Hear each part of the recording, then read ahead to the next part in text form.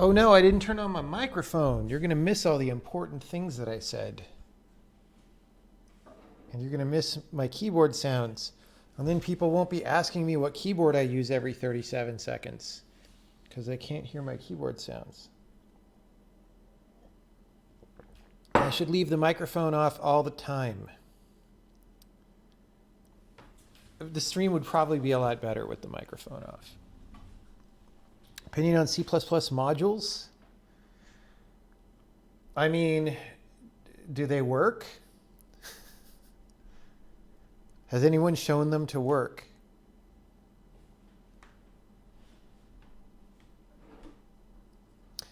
Yes, indeed. We gave the compiler to somebody. Who knows how that's going to go, but we'll see what happens.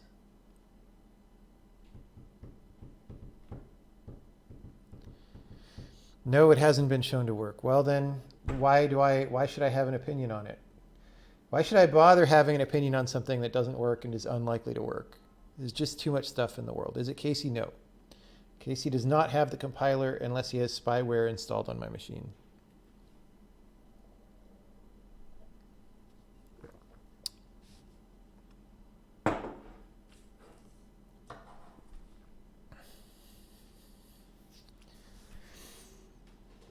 C++ works. It just is bad at a lot of things.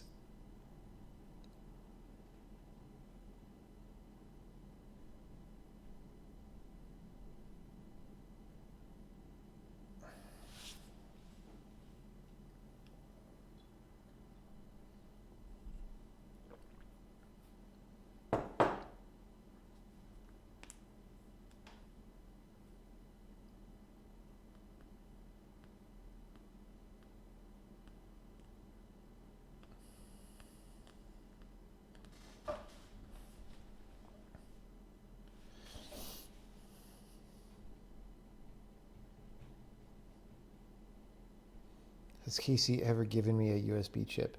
He did give me a pouch that would hold headphones. Not actually this one, but a different one.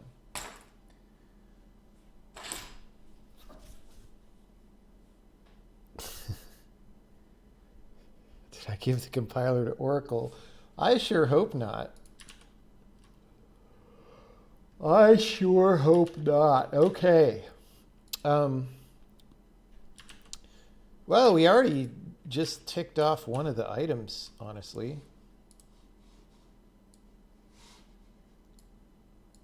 So that's good. And just moving that stuff to a different file. Let me make sure it runs. Did we compile release build? Yes. All right. We'll go to the added strings file that we made. So much more informative than it was.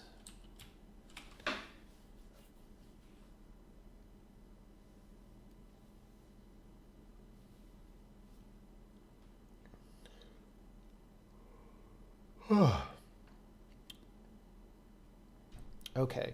I think the next thing is going to be to fix this. There are several things to fix about the body text directive. Now, the thing is,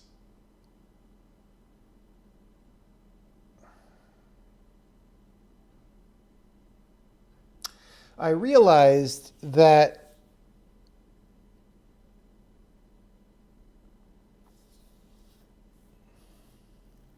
I probably want to change the way it works fundamentally into something else. And so the question is, do I do that now? And maybe it takes longer.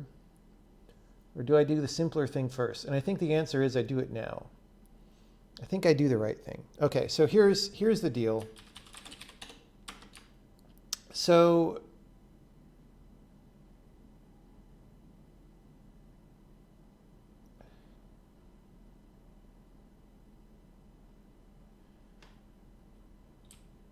okay, so take something like this, right? So this thing the way the body text directive works is it replaces the entire body of the function, which might not be that convenient, right? Like maybe you just want to put a string somewhere in the middle. Like I think languages like D let you do that, for example. I'm not sure. But, you know, so here, for example, I print the start of a thing and print the end of a thing and then have this loop in the middle, right? But also,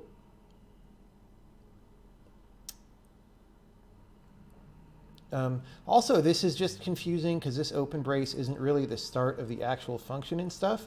So if I were going to rewrite this to be more understandable, I might not have a body text directive. I might have something like this, and I might just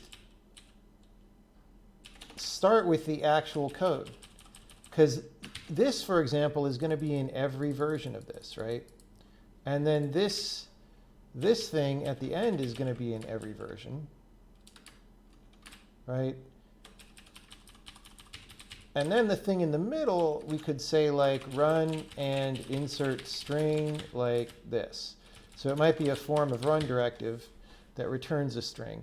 And this is actually probably more readable at this point because you have to do less string futzing around, right? And whatnot. And then this could be, you know, you could call a function here instead of opening a scope or whatever. Like this just seems better to me and more understandable. It's about the same amount of code, but like whatever. As the amount of code that's the same always in this body like grows, the better this version is as opposed to like printing a bunch of strings. Now the problem is then our program print won't know what to do with this anymore. But maybe that's fine. Maybe then we'll just have to get good.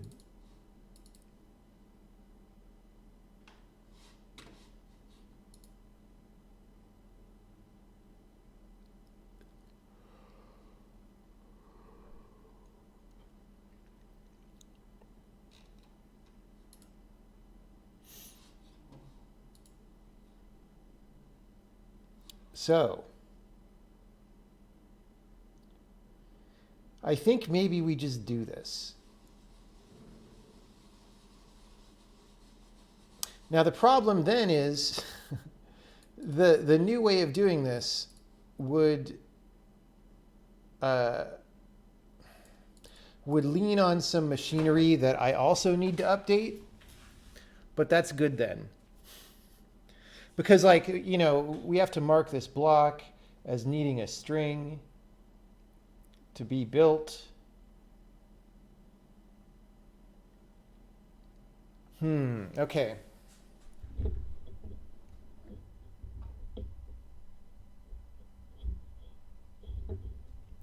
So the drawback here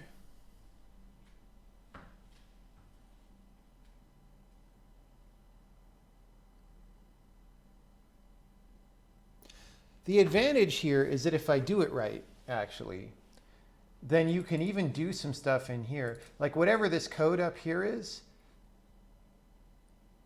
I could say like type of or whatever in this code. And that might be helpful too. Anyway, this seems more advanced. And so probably the thing to do is add the new thing and make it work. And not delete body text yet. Just leave body text there. We add the new thing. We make it work, mostly sharing the same functionality with body text, but maybe in a new way. And then after that all happens, we do the mildly painful thing of going through all the code that uses body text and replacing it,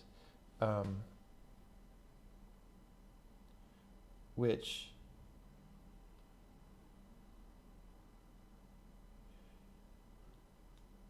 honestly probably isn't that much. It's not the most heavily used thing. So, you know, there's 5 of them in the modules, and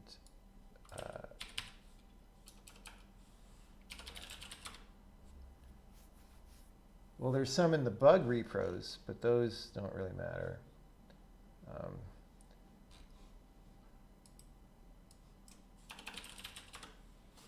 Because once we change it to a different feature, we don't need repros for that feature anymore because the bug would be different.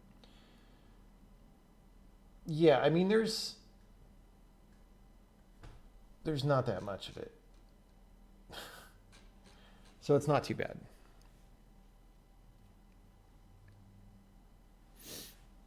All right. Let's do it. I'm going to say run and insert or something.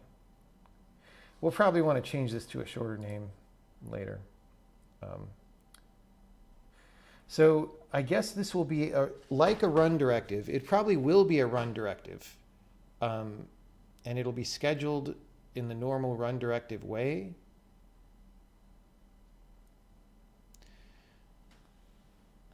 The question is whether we take a dependency on the outer function, but I don't think we do anymore. So it'll be like a run directive, but it'll have a special scope, just like body text, that gets inserted into the code. Now the problem is this might be easier for imperative scopes than declarative scopes. Maybe not, maybe it'll be the same. So basically it has to do the same thing that a macro or like static if does, where, you know, if you expand a macro into this scope, all this stuff just goes. Anyway, we'll work that out. The first thing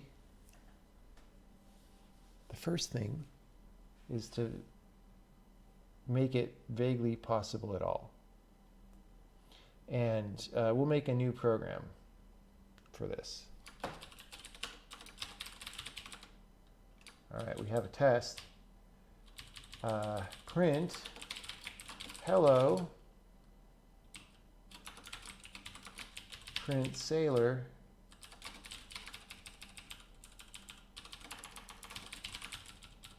and in the middle,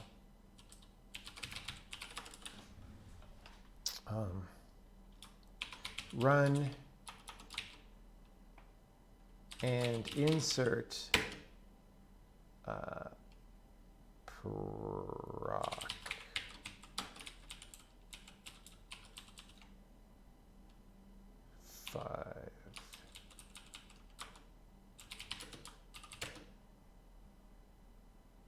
Proc, x is an int, right? I'm going to print there for 1 to x print dot print a space. All right. So now this is maybe not very good test because it's exactly the same. It's exactly the same as what would happen if you didn't do run and insert. But maybe that's fine. Build string, I don't know, like the word build string. I mean, there might be better names for this for sure, but I'm not going to rat hole on the name right now. I'm just going to do the functionality because, as always, renaming it is easy.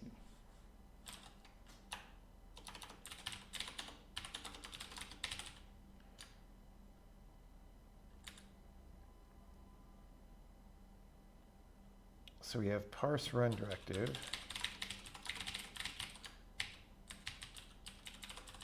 Run and insert. So this like does everything.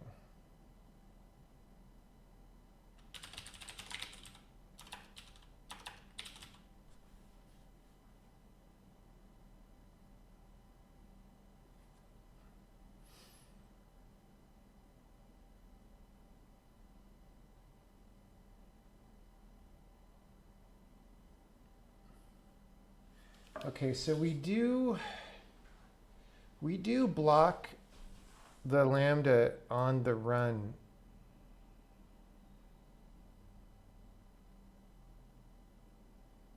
Which might not be the right strat for this version. But that doesn't, we're not even going to worry about that yet.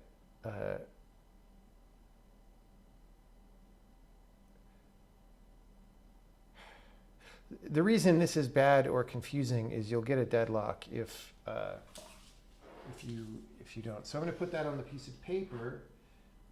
Don't have handle run directive block the procedure from infer, at least for run and insert. Now it might be that this isn't a good idea anyway. In general, I want to get rid of dependencies because it's the old architecture and they're slowly going down over time.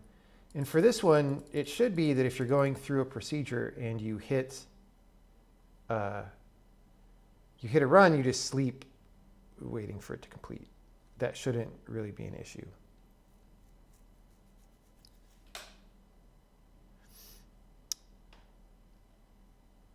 All right, so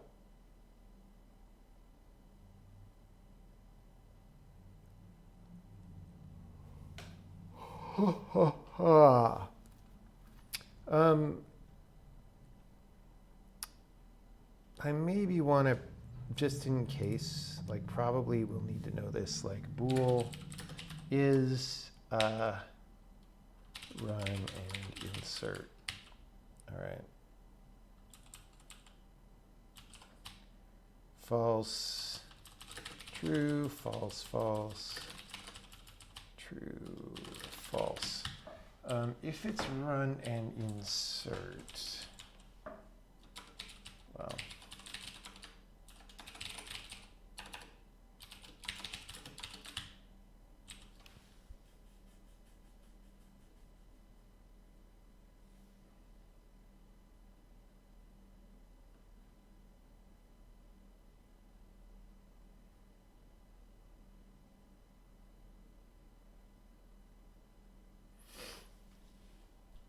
so we're going to want some things.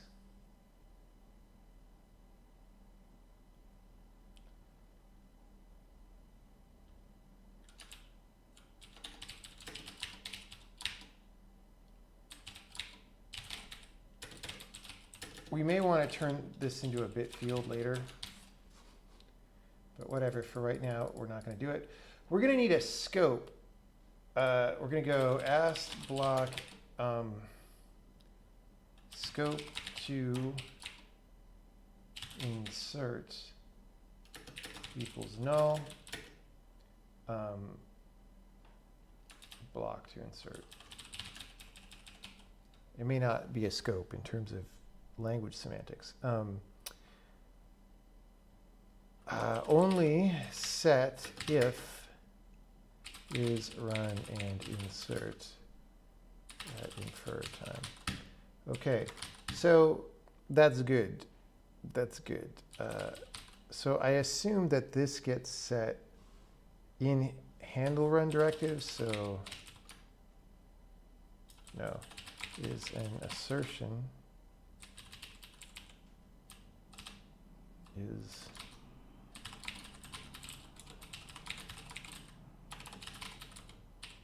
okay. So we've got these two things. That's good. Let's just make that compile.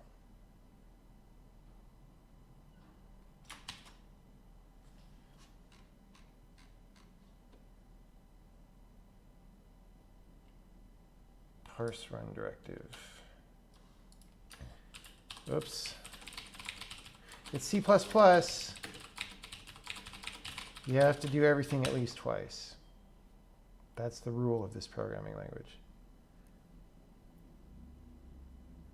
Is there a sequence rule for run? There isn't right now, although I think in the long term, we need it for correctness. Because the thing is, it's not that hard to get into a situation where a run starts and it actually ends up waiting on some other procedure that you have that needs a different run to start, but you can't like preempt one by another because that would be a very unpredictable execution environment. So you kind of deadlock, which you could solve statically if you could give each one a numeric priority. But we don't allow that right now. We probably will. It may not be that hard to do it. Just haven't done it. All right. So we have test. You'll note that test compiles and runs, but it only says hello sailor, right? And the reason why is because we're parsing this run directive, and I guess we're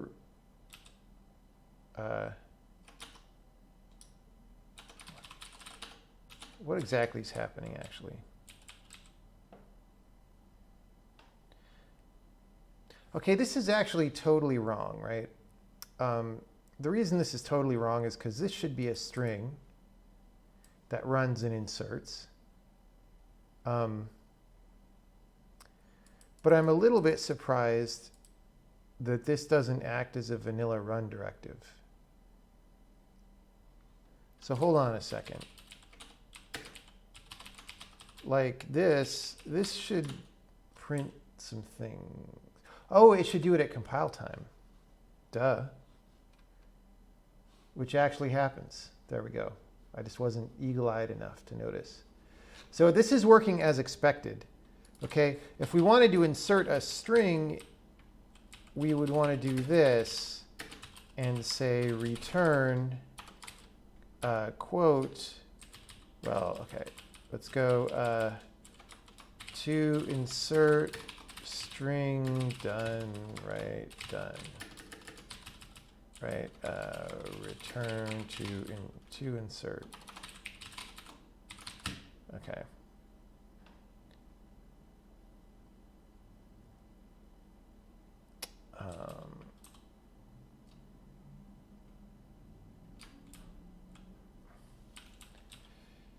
Actually, we want to go return mprint to insert comma x, right? Because we're going to put the x in there and return this as a string, right? And then that should run at runtime, except that it won't because we're not doing any of this stuff yet. So really,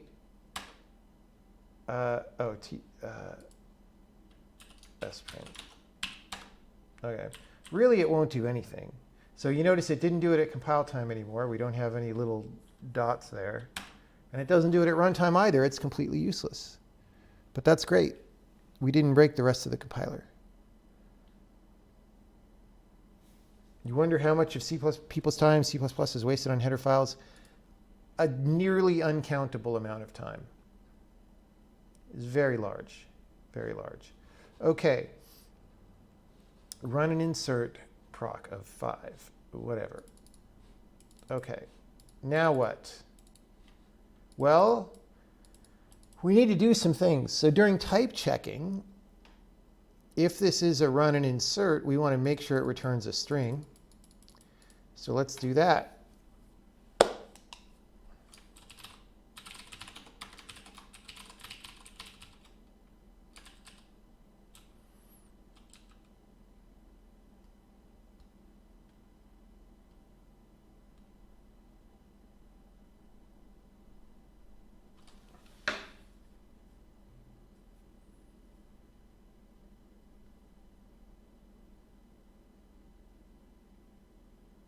Okay.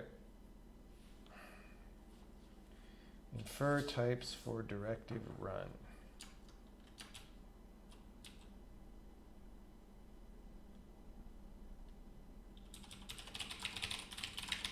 Okay.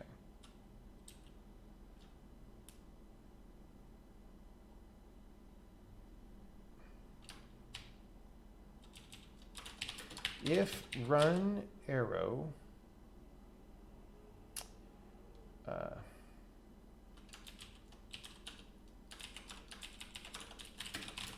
we're going to get the inferred type, assert that it's there.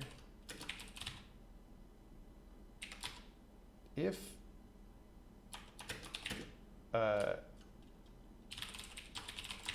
this is not a string, if run is run and insert and this, then report error run and insert the expression following run and insert must return a string. This one does not. It returns whatever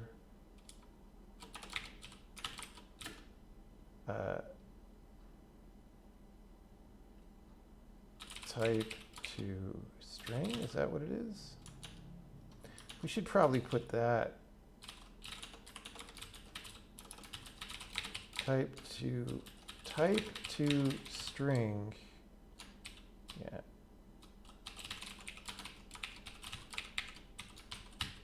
That should probably go in our other file as well. I'm gonna write that down. Well, let's put that in our SOA file. Move interp type to string over to print ask. Okay.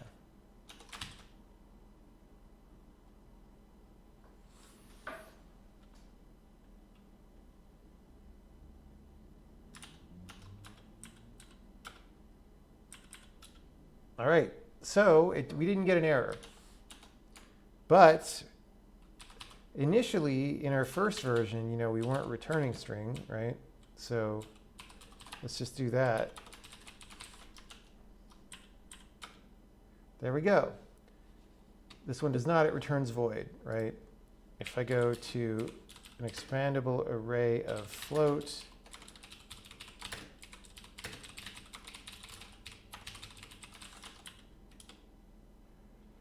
there we go. Wonderful. Okay, we're already better than JavaScript on this issue. So now,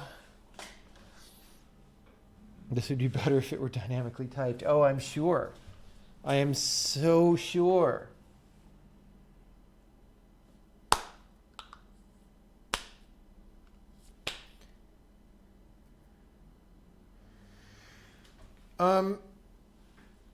So now we actually do the part that is potentially interesting,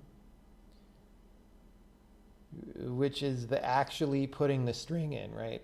So now that whole mechanism of putting the string into a scope already should be done by body text, and hopefully I can use it without much modification, but I don't remember. So let me go.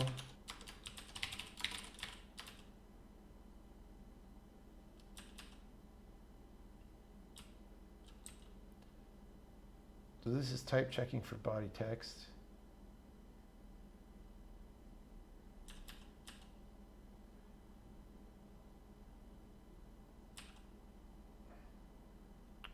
Oh man, load uses body text directive. Oh no, that's going to be interesting later. Oh no, I see. Right, that's what. Okay, never mind. That's not too bad. Okay, well.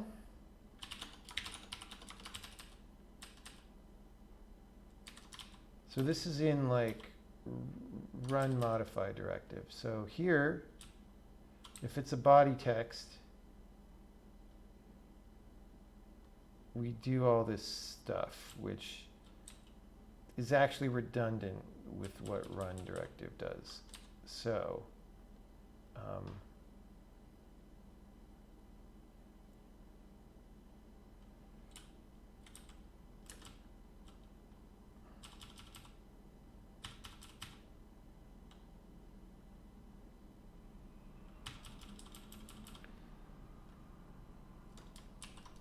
we're going to copy all this.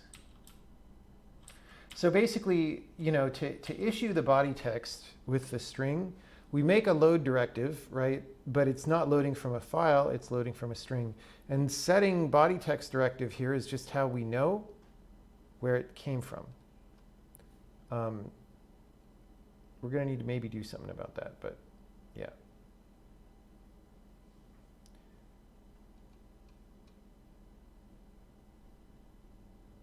And then all this stuff. This will be great to remove and simplify out as well. Okay. So here,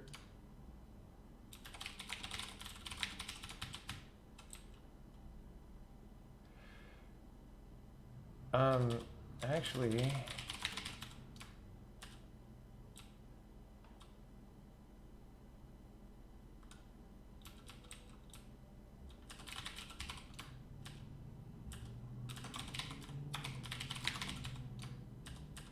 really, there's no other directive run here? Really? Where does it?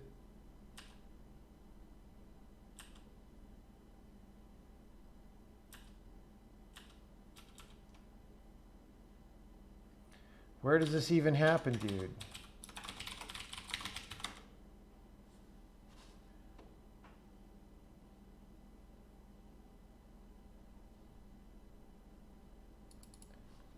I mean, this doesn't actually do anything, right? It just returns a bool.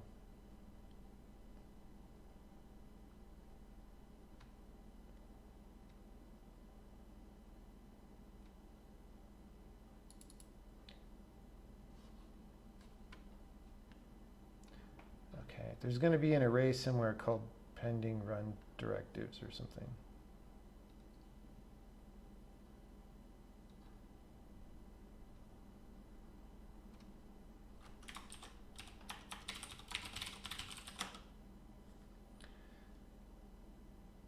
Aha, there we go. We call make thread for procedure. We run it. If it's stalled, otherwise we do this. And here we have the return value. Okay? We infer the types. Okay, this is where we do it.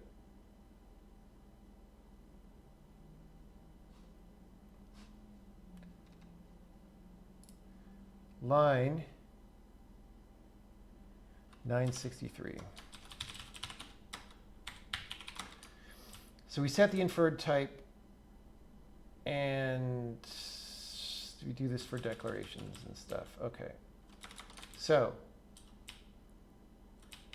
if run is run and insert, assert defin is inter type def string,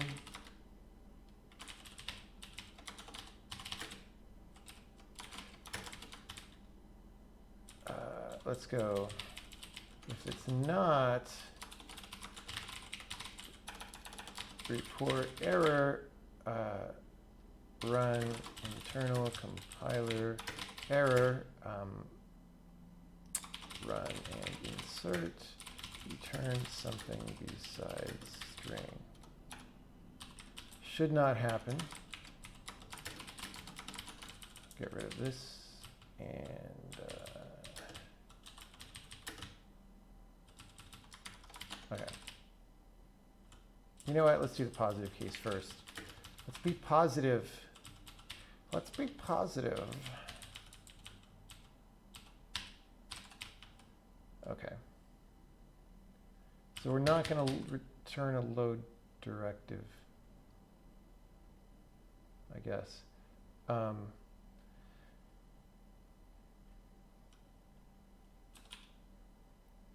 So now there's several things we're going to need to do.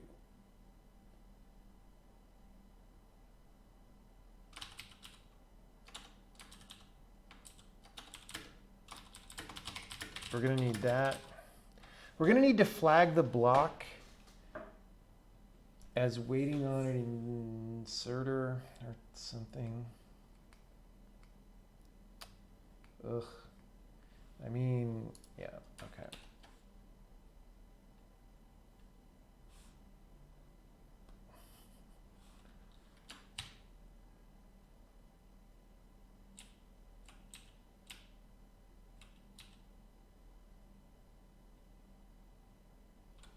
Okay, we need the expression to be a literal. Return value.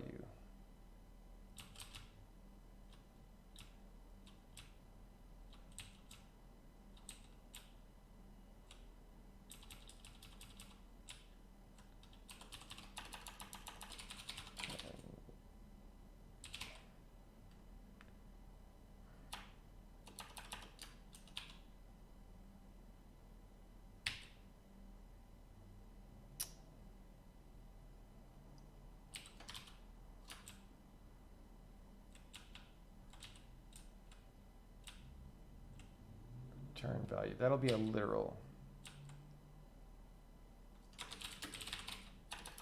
Literal is static. Static cast to literal return value.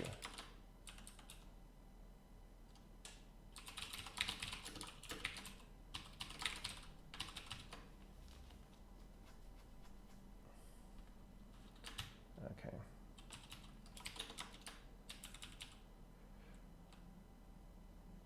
This is going to nest really deep if we don't do this differently. So we're going to go this. If these are not the case, we do this, we return false or whatever.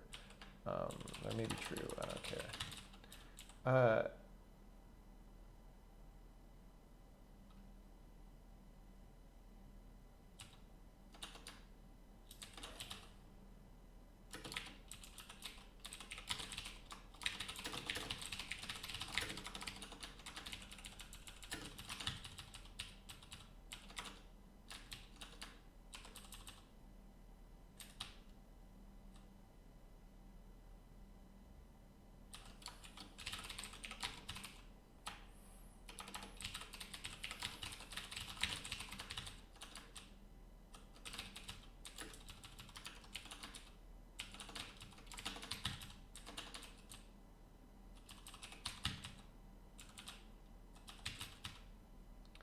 Okay.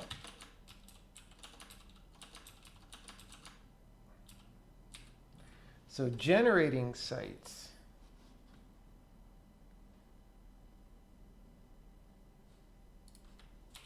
Is going to be run.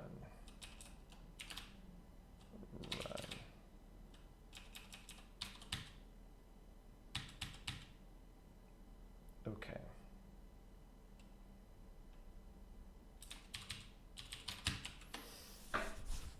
So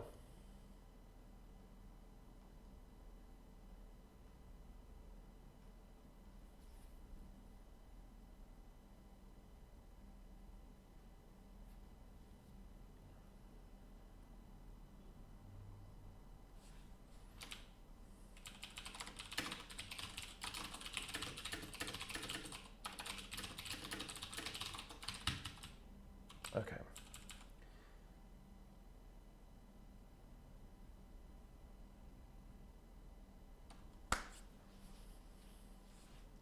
Generating site equals run.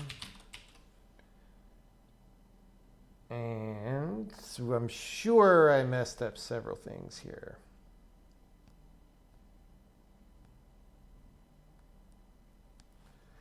Oh.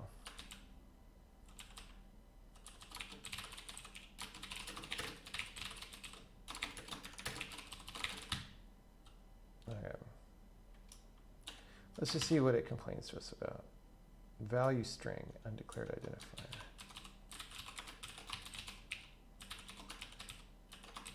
Is it called literal string? Literal string. That's not the first time I've gotten that wrong.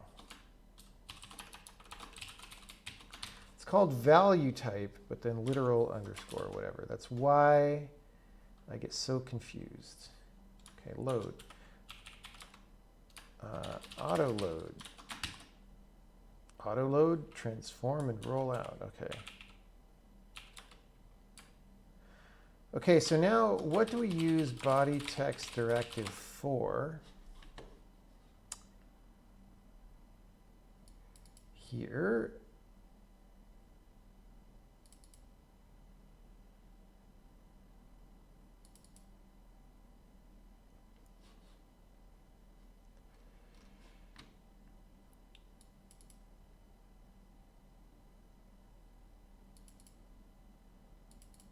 So we don't ever need it to actually be a body text directive. It just needs to be like the string, let's call it string generating sites.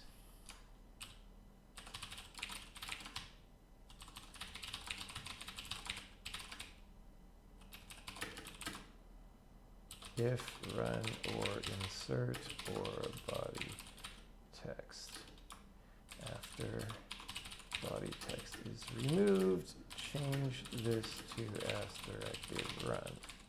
For now, it's going to be an expression.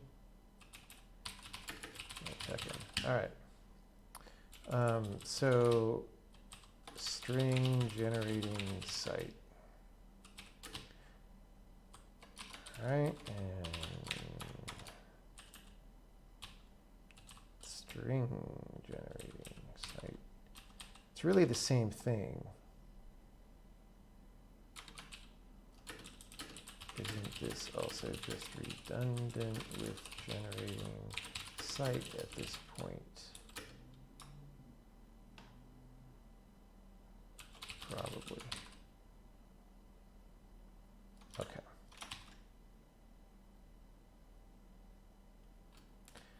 So some people still use this.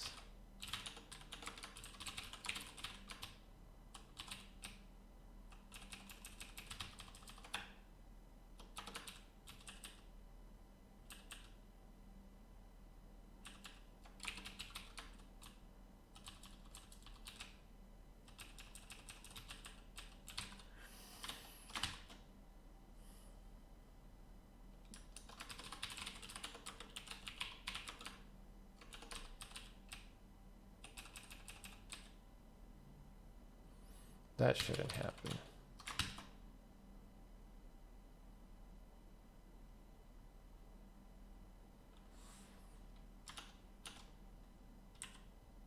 Who knows what's going to happen?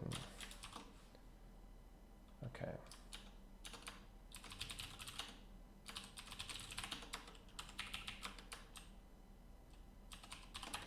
This is run. Load current scope is,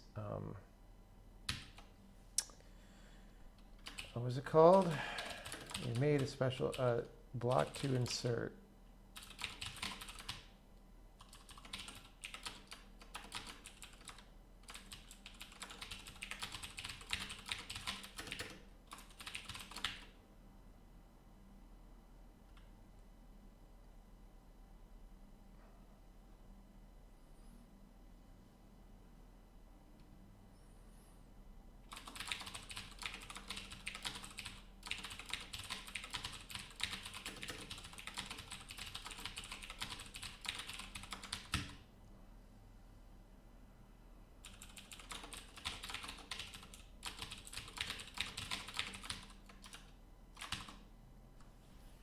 Okay, so now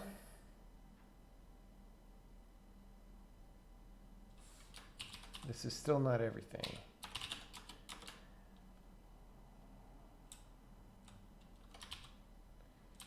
Who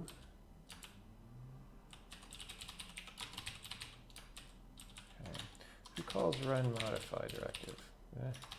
Run modify directive. Polymorph.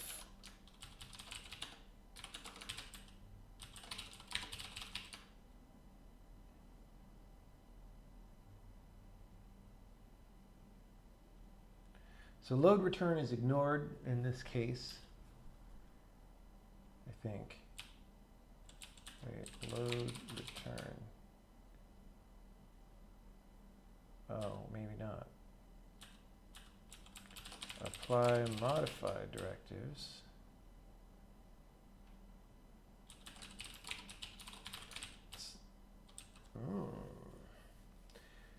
This is used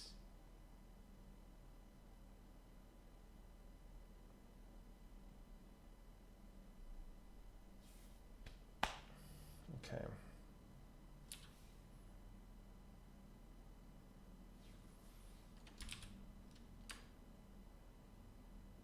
Okay, we're going to want, this is the thing that writes out the function body, right?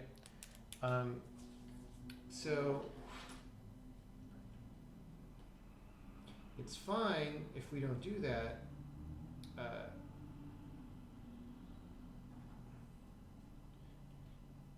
Except we will have to do it somewhere else.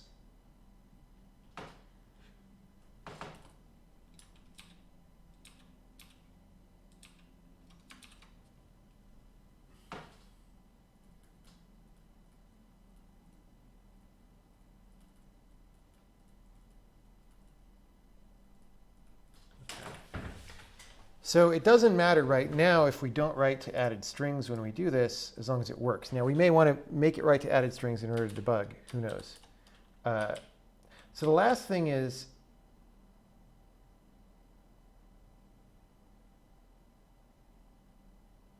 well, this should still hopefully compile and run and not do anything.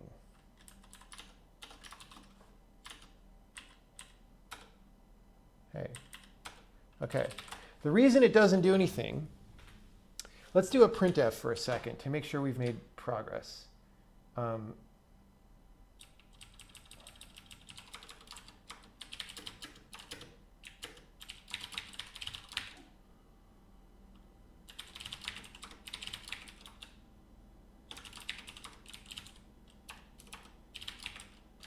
Printf.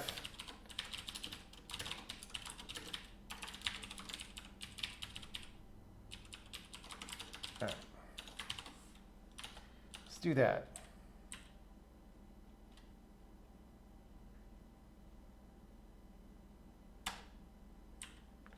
Okay.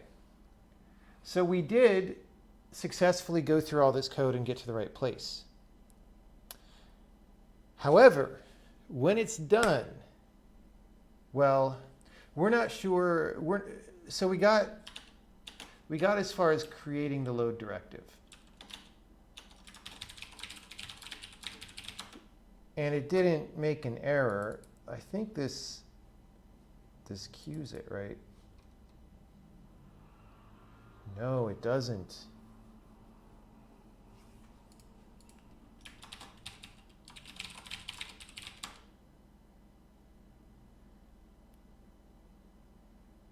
Okay, so we're going to have to do that. We're going to have to add the load, and we're probably going to have to like queue it and wait on it or something.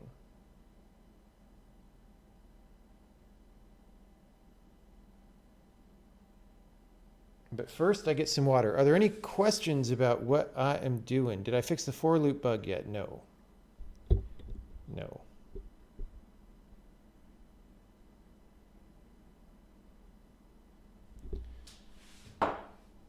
Run and insert, not run or insert. Where did I say that? Oh, yeah.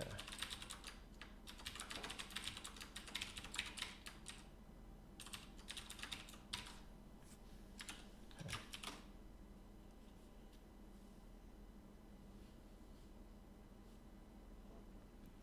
Questions?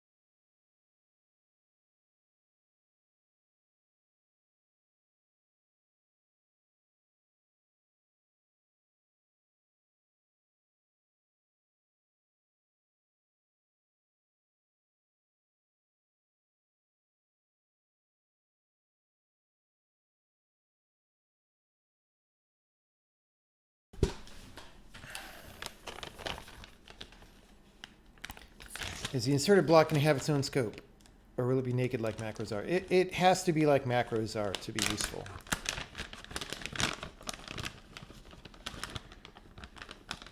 If you want a scope, you can always insert some braces in your string.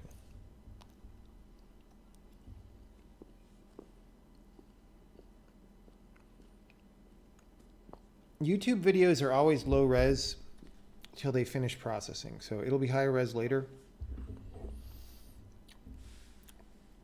I don't know why they do that. They should just process it faster and only put up the link when it's done.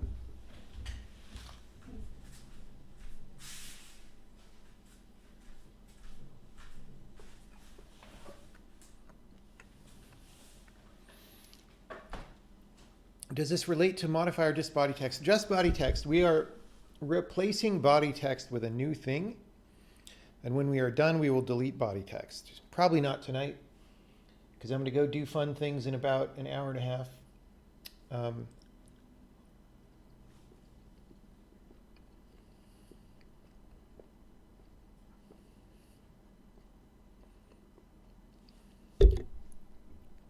But yeah.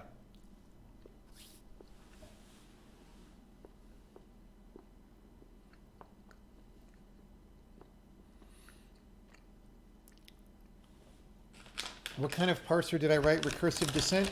I wrote the kind of parser that anybody would naturally write if they didn't go to computer science school.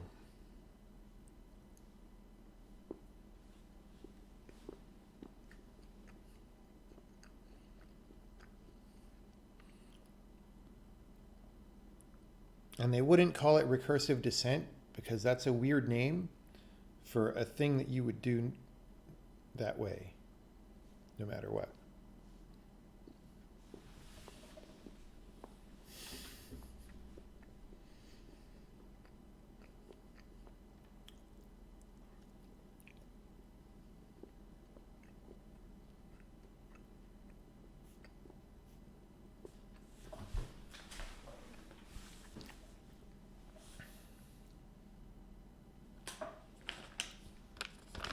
Yeah, I mean, I literally pushed the button to upload that video just a few minutes before starting this stream. So it's new. Give it some time. YouTube is only running on millions of supercomputers. It can't possibly compress this video in less than 3 hours. So whatever.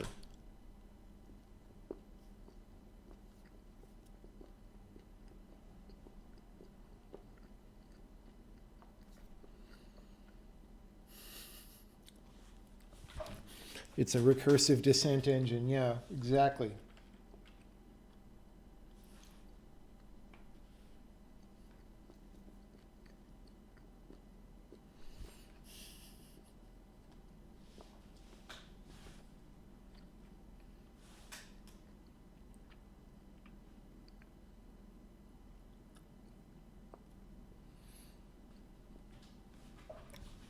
Okay.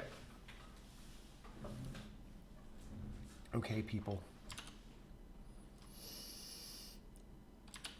So now, when this is done, we need to do some things. And, all right, the way that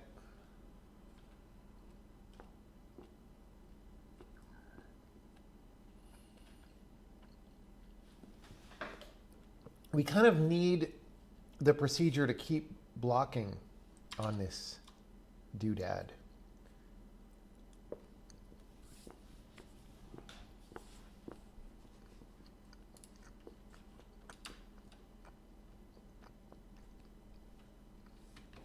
And because this is in the infer phase, the way that we clear it is by setting the inferred type, which we are doing up here.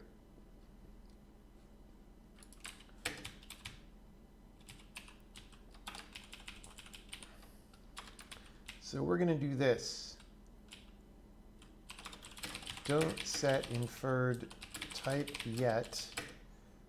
We want to keep blocking until our load directive is done.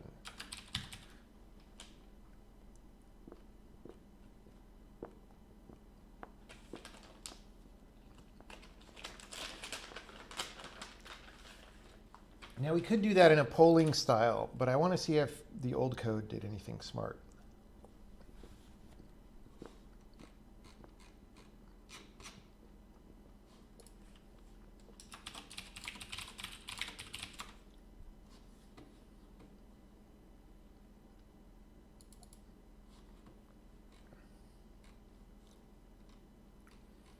Right, so here we write to the added strings file, and then we add the load directive. Target expression and current scope. That might go wrong.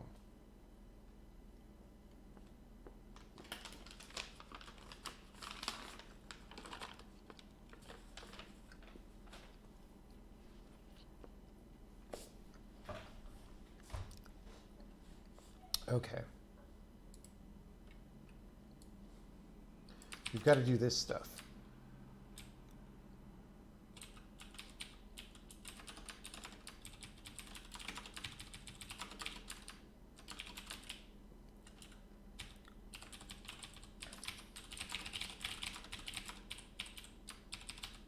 Okay, the target expression, we're just going to make that be the run, I guess, and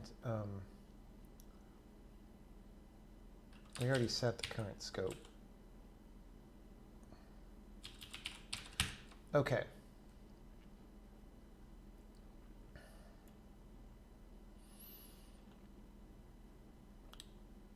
So now, how do we know if we're waiting on the load?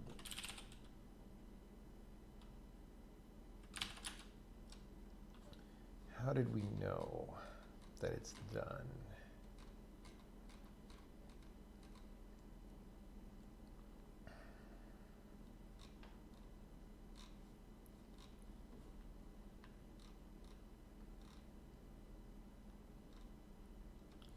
Apply modified directives.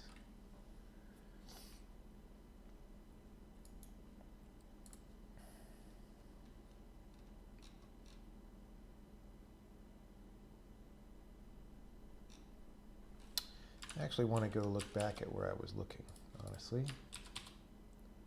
Where was that?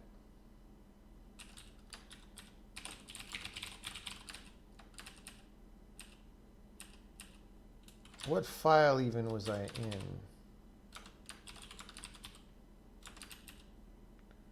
Probably here. So, do we use load directive after this? Yes. Is waiting on body text. So instead of doing that,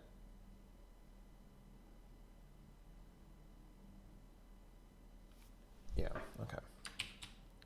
So we're going to return false here because we need to yield. And so we're not going to do anything smart here right now.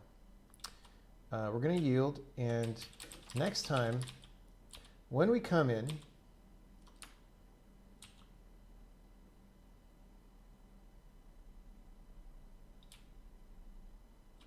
actually,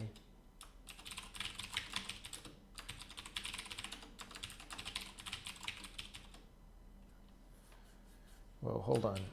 What this is pickup directives. That actually we do want to return true here.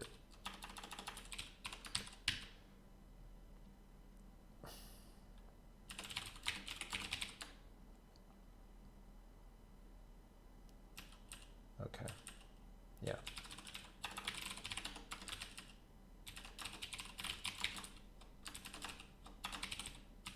So here,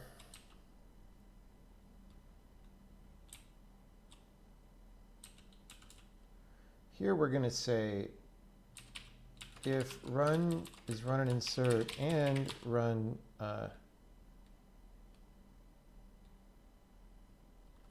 block to insert. Let's just say load directive.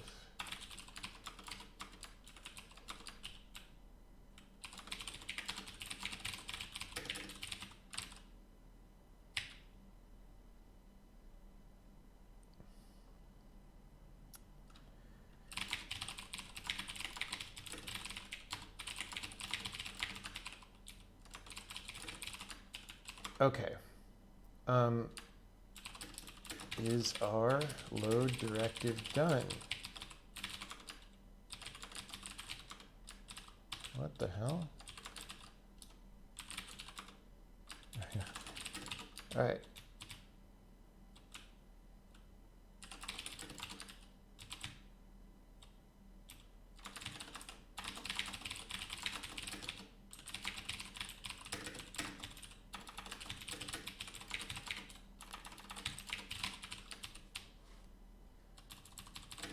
Not loud directive. We're not next to Cambodia here. Okay.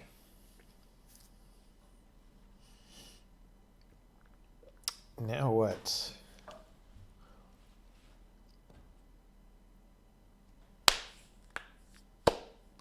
Now what? We have to actually check if the load is done. How do we know that? When did waiting on body text get cleared?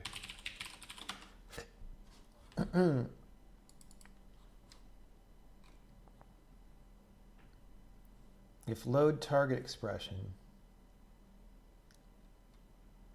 Okay.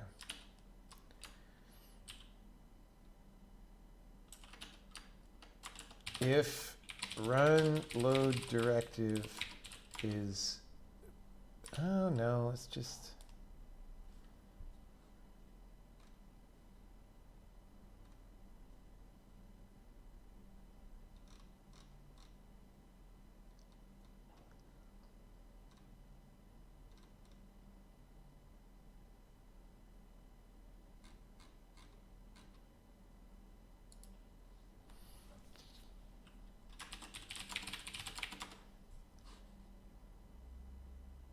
do we just have flags on the load directive?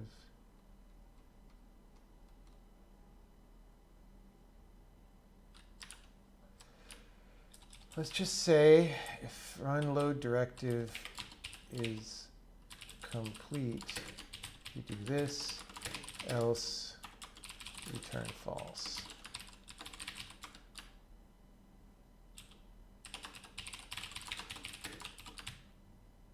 Load flags.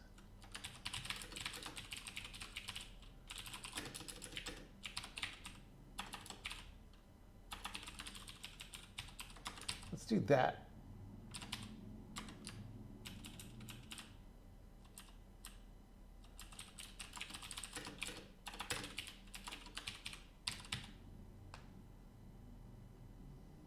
And then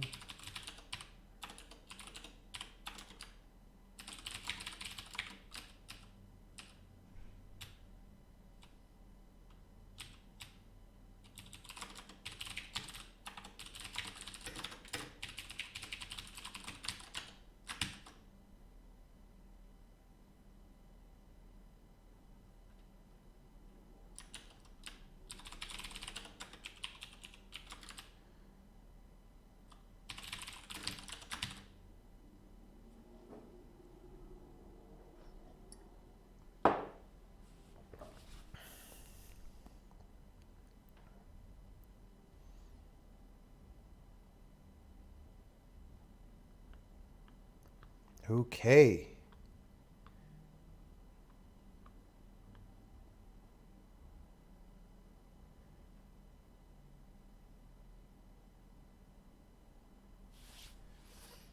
Great, we compile. Who knows what that means?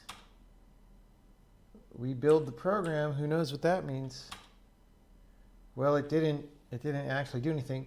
But as a special bonus, we are now attempting to index a nil value, everybody. So bottoms up on that.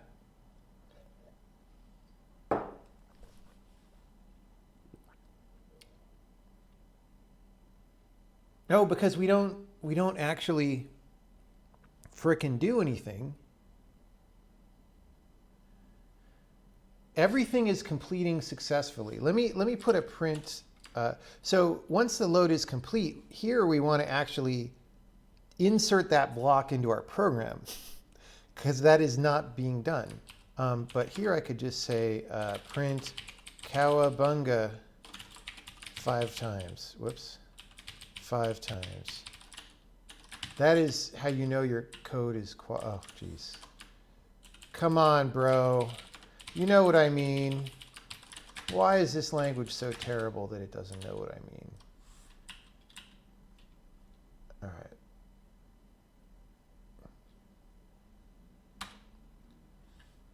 We did not get 5 cowabungas. Okay, that's bad.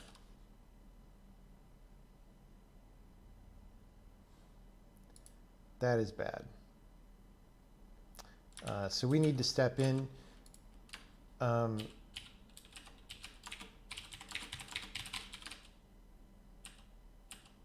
wanted my 5 cowabungas, and we didn't get it.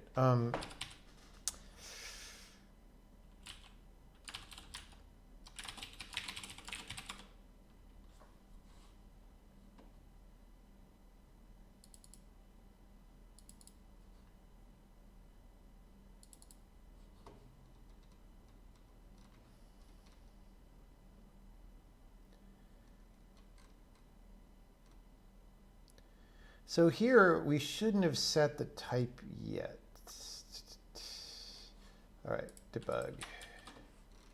Debug, debug, debug.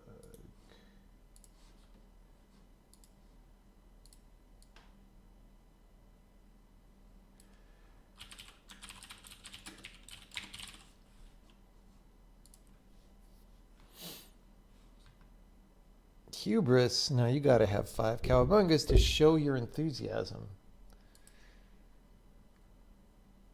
You need a multi-gig update that takes 20 plus minutes to install. Just use your dang headphones made of the same people who make the phone and OS. Yeah. Yeah. Yep. Run. Our inferred type got set. I said don't set inferred type yet, and I set it. What is my major malfunction? Oh, I see, because there were other set inferred types down there.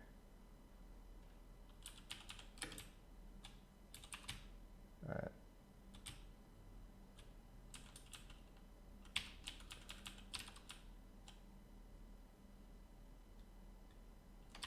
All right, let's go back to release optimistically. We are optimisming. We are optimisming.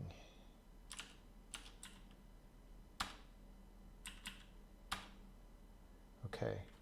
Did we get our we didn't get our 5 cowabungas, dude. Is there yet another set in? What's going on, dude? Oh my God. How hard do I have to work just to get 5 cowabungas on the screen? That is my level of programming skill. Okay, I cannot even get the string cowabunga with some exclamation points to appear on the screen 5 times in a row.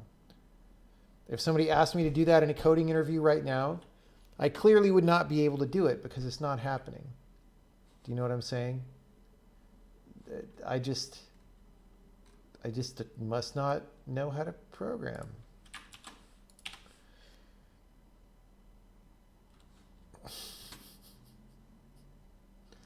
Okay.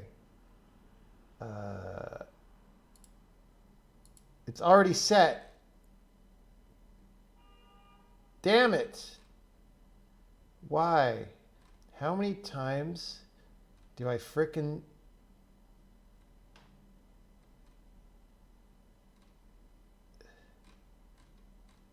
All right.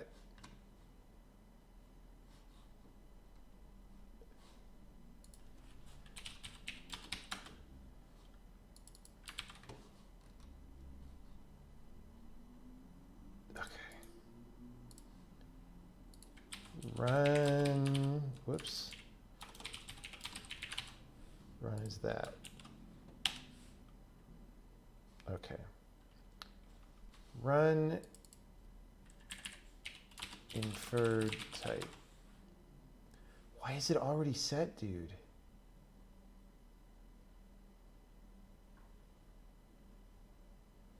Oh,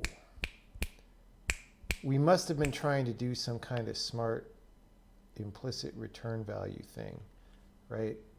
Because we don't want that for this. Run implicit return. Lambda has implicit return value. Oh, that part might be fine. But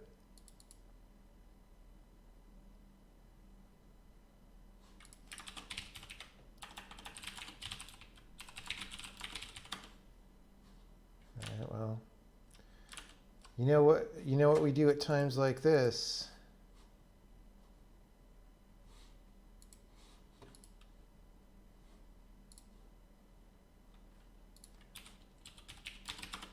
Maybe I still had that in my copy buffer. We bring out the big guns.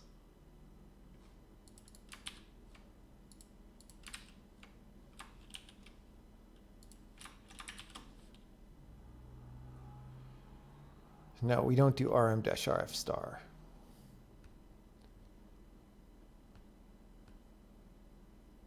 Have I seen the trailer for Diablo 4? I skipped through it a bunch, but yes.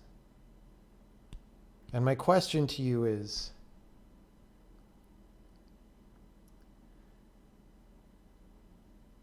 well, I saw both the cinematic trailer and the gameplay trailer. If that was a movie, would anybody give a shit or would everybody laugh at it, right? And then the gameplay, I mean, I don't know. I've just played enough clicker games, I guess I'm saying. So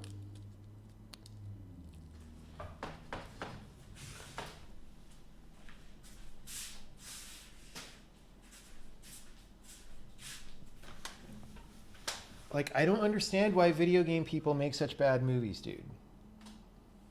It doesn't make any sense.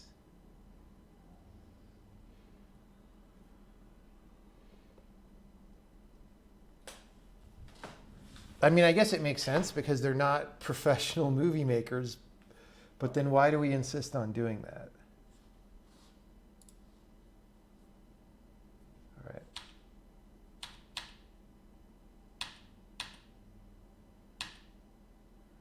Okay. Run inferred type. It's data breakpoint time. No offense to people who work on the game. It might be a very fine game, but dude, that trailer, man.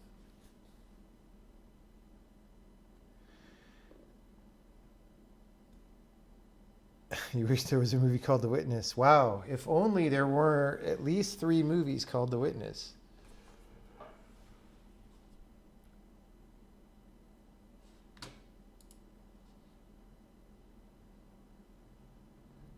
Our game is so good, we got Harrison Ford to play the main character.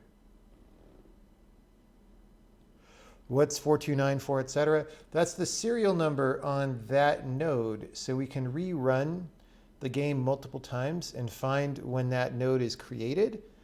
And then when it's created, I can set a data breakpoint on the inferred type slot, which will go off when somebody sets the inferred type, which just did happen, right? So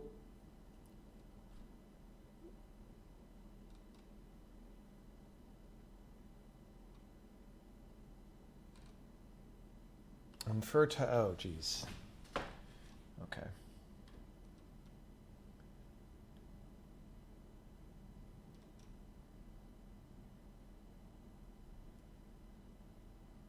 Ugh.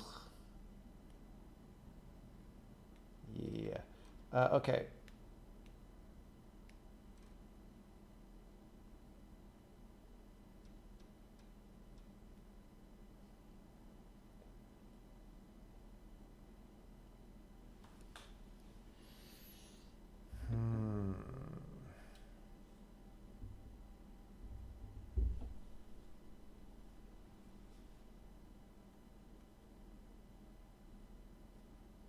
See,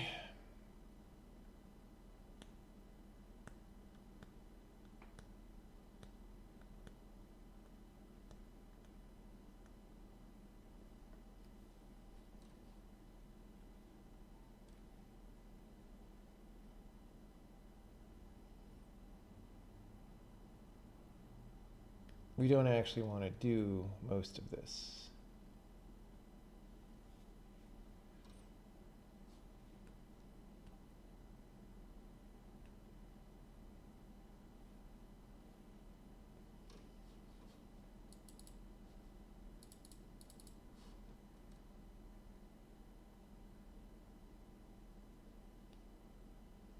So here we could just say, if it's run and insert,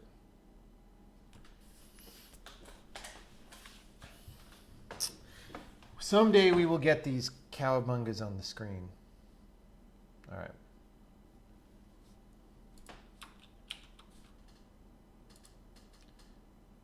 All right.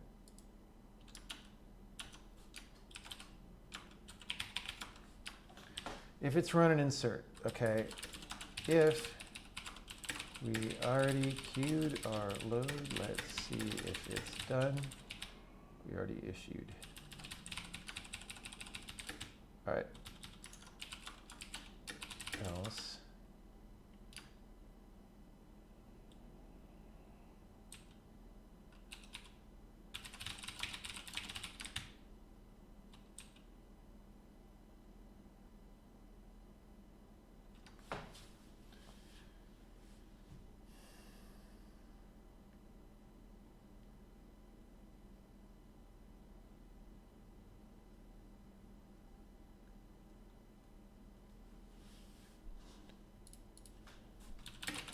Don't want to set the inferred type on this run until after the load is finished. So we go through a different path than for other run directives. Simplify. Okay.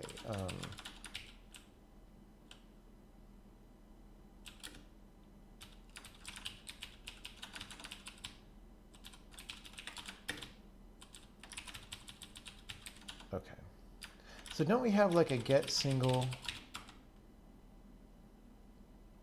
Yes. Get single return type.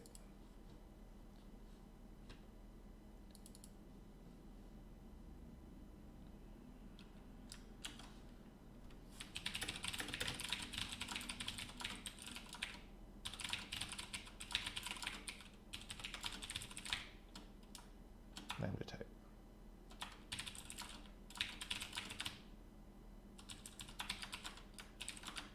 And then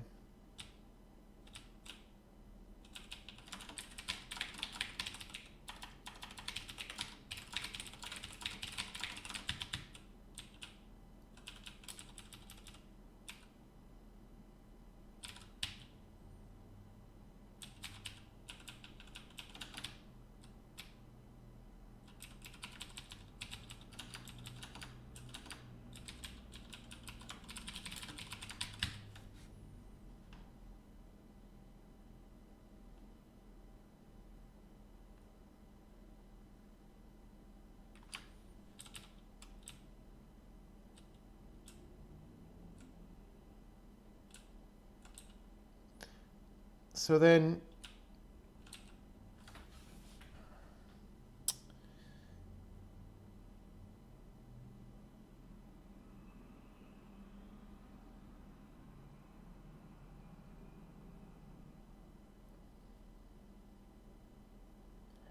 when did we issue the load?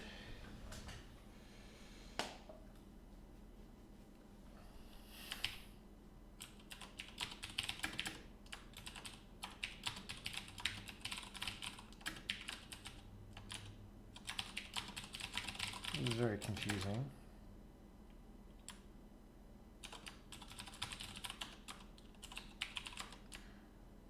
Okay.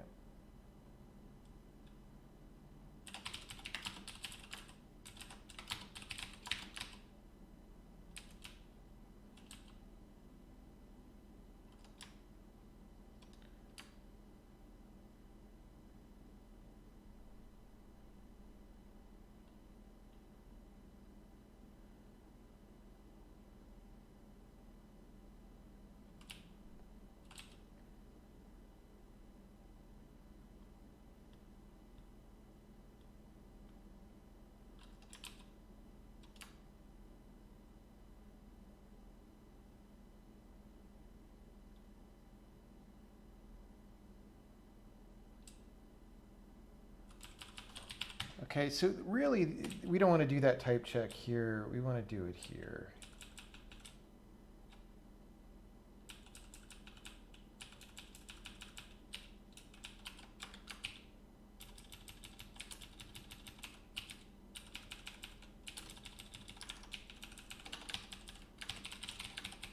So if we do it here, we might end up doing it multiple times or something as we spin. So, okay.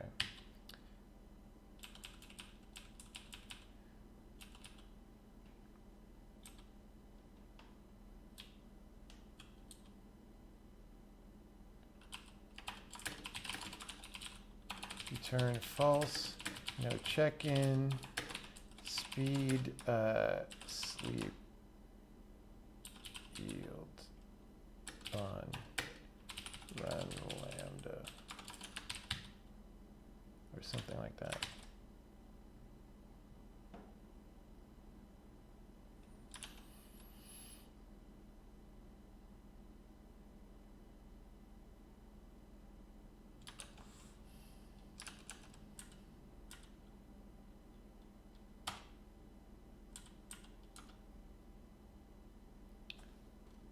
We still, oh wait, okay.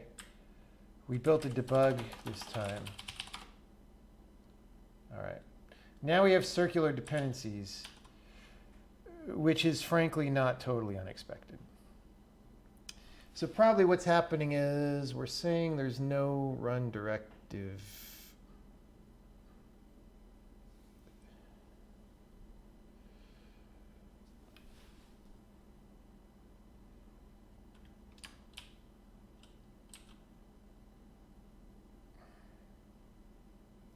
Okay, this is a little bit, I got confused because this is confusing and hard to think about.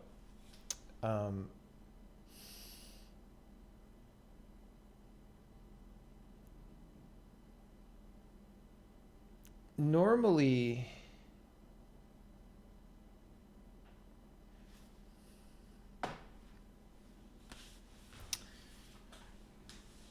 okay, so I did the wrong thing.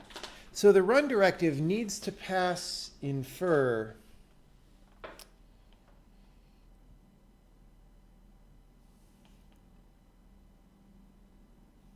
in order to go on and run. That's the way it's set up. Okay.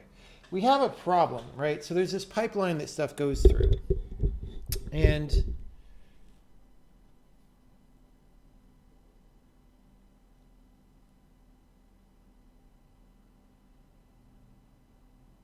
rather than not setting the inferred type, we need to let the run go all the way through the pipeline. And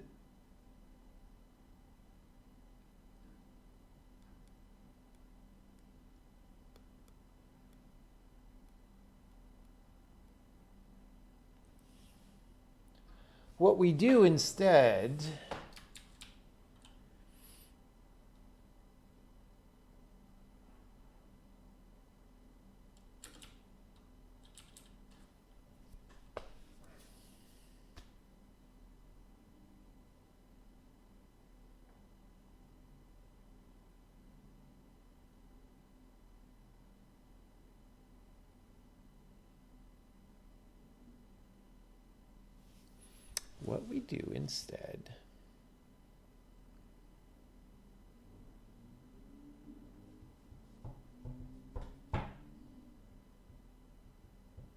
is not here.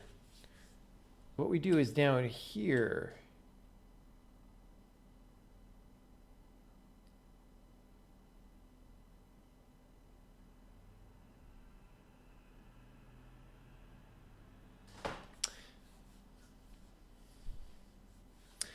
Okay, we already wait here. I was blind and dumb and doing the wrong thing. Okay, look. Okay, let's put our cowabungas back because we need to get the cowabungas. All right. Now We are going to go through infer types for directive run. And we're not going to assert that this is not true.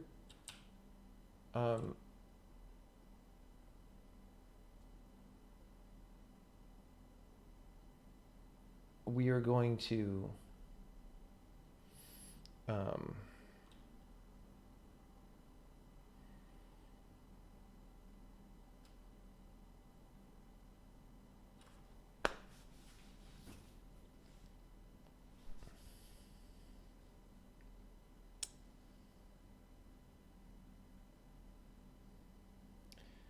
at the place where we find the return value,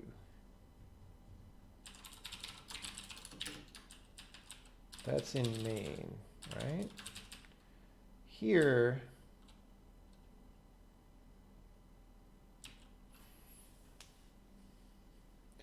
we actually don't set this until the load completes. This is the thing that we don't do till the load completes. All right.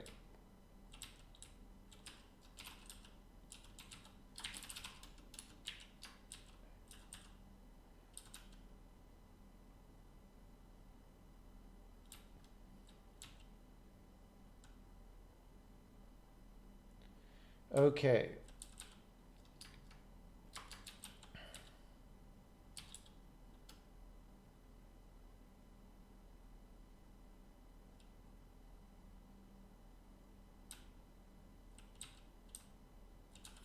So we're going to say, now that we have this, if, well, this if, right? If it's a run and insert, we're going to do one thing. Otherwise, we're going to finish run directive. And that's just going to have all this stuff, minus that stuff, and, whoops.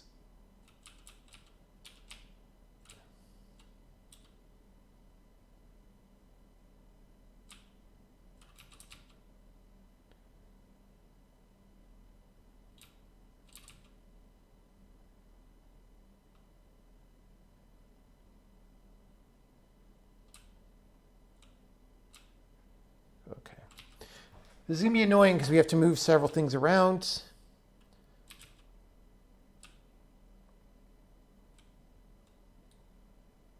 Okay. So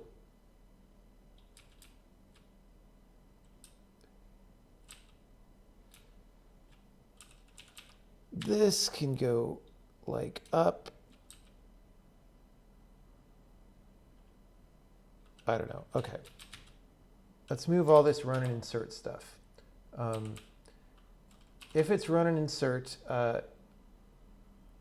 issue load for run and insert, right? Get that out of there. Void. Is this, are we on interp right now? No. Oh. Issue load for run and insert, interp.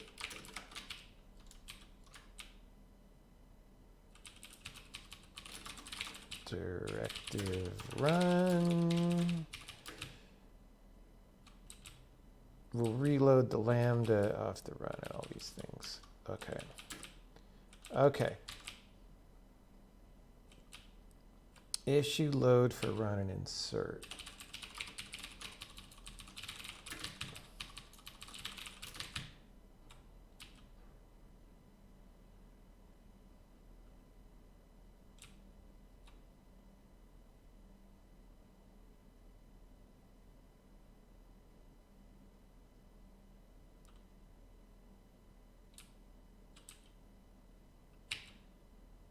Oh boy. Oh boy. We actually, okay.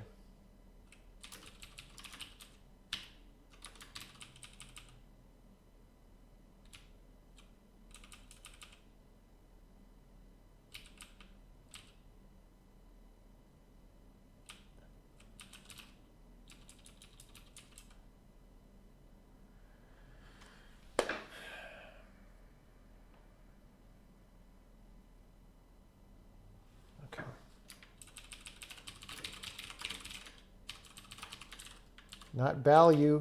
This is not a value. Okay. String.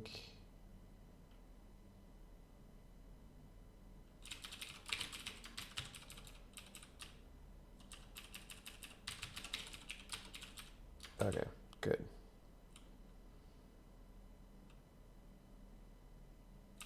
So lambda is just run lambda.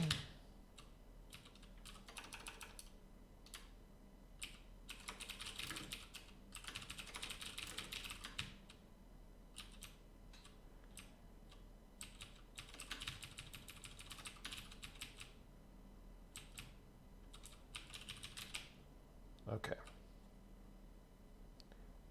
Great. So we're going to need this up here because this language is annoying. And then this part.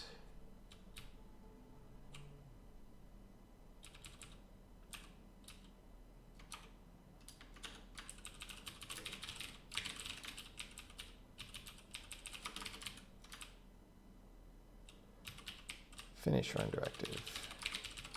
And the only reason we're doing this, splitting this out, is because we also want to call finish run directive later for this.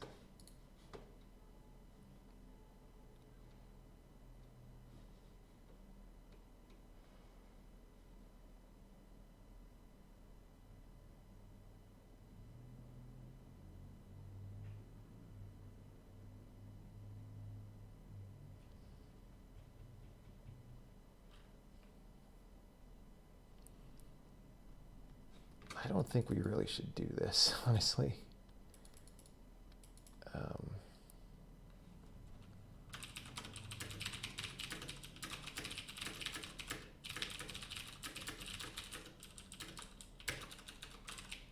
Okay.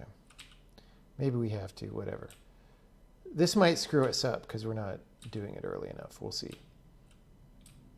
Okay, then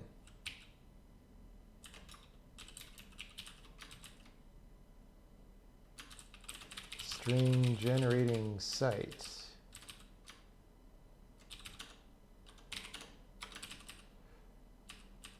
Here,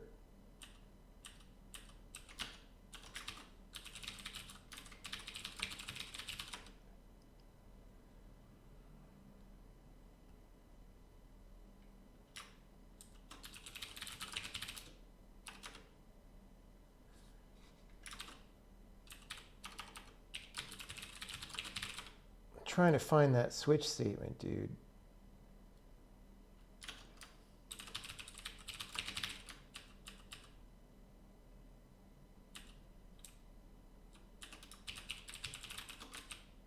Whatever.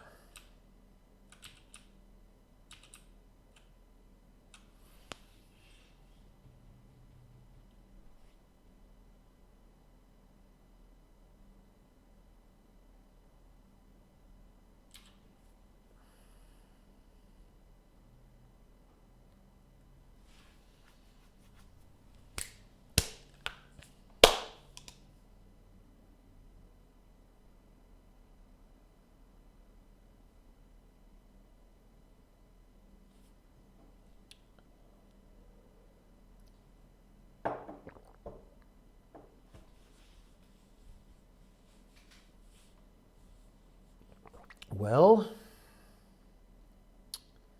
I don't remember where this piece of code was that I saw.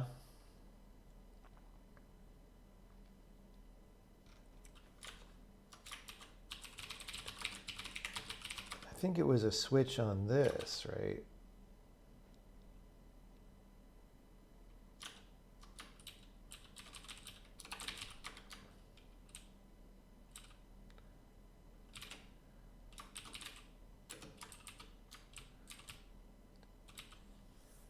Oh, it was target expression. There we go. Okay, when we load a string,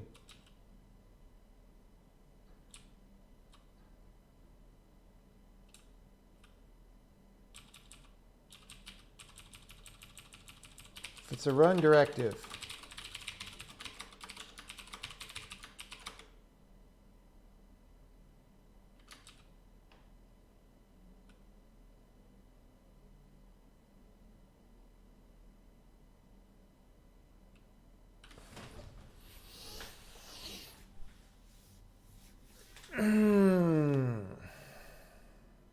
See, this is sort of in the wrong place.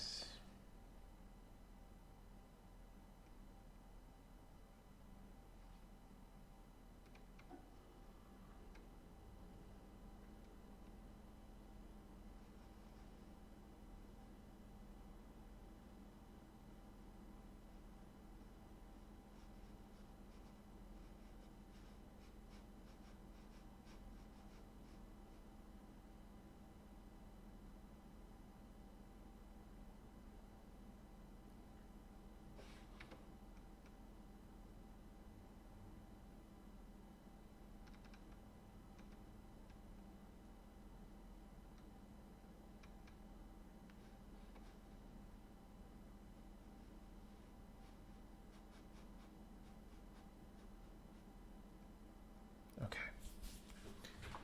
It's fine. It's fine. We'll say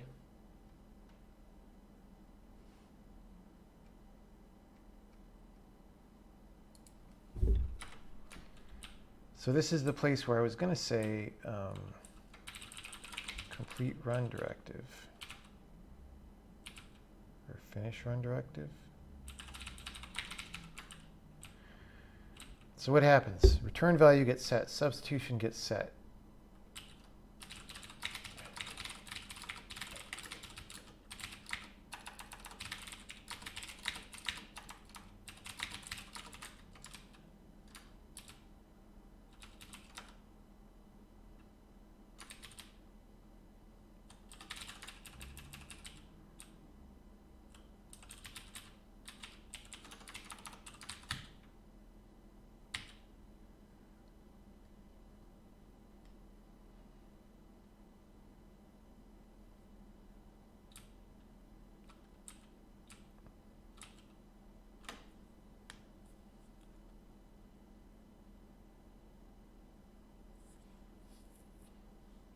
This inferred type.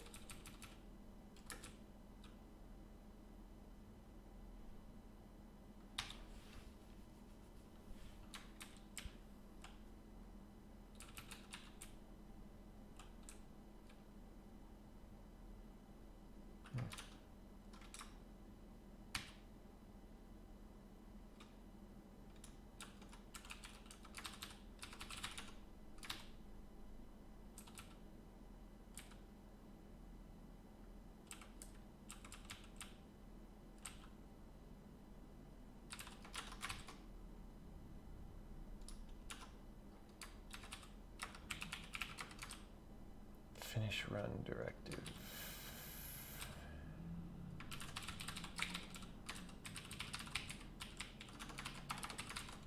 Wait, I already pasted it. What am I doing? Run, undeclared. Oh.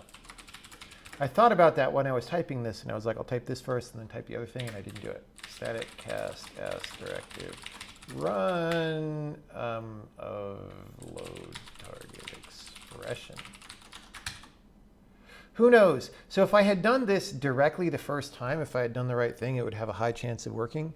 But now that I sort of did the wrong thing, and then sort of did a different wrong thing, and then finally did this, which might or might not be the right thing, chances of it actually working are pretty low because we made a mess and we didn't proceed clearly. So we may have problems. That's all I'm saying.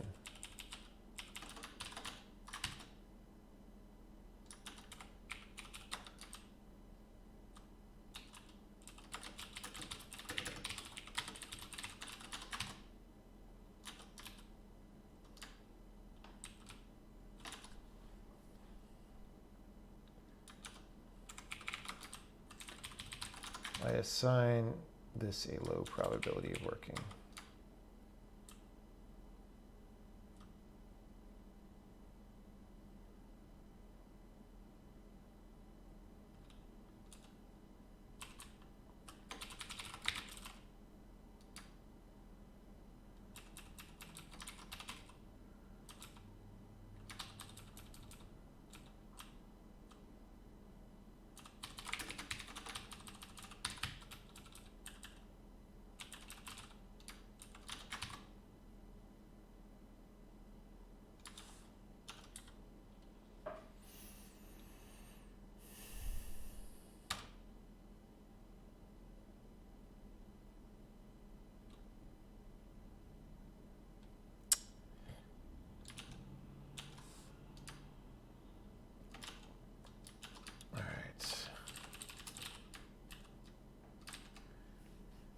return type is get single return type of lambda. Really? Did I leave that broken? I don't think so. No, we returned string.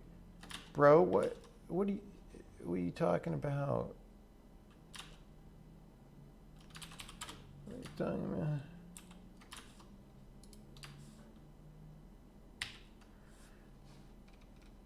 So what's happening is a run directive always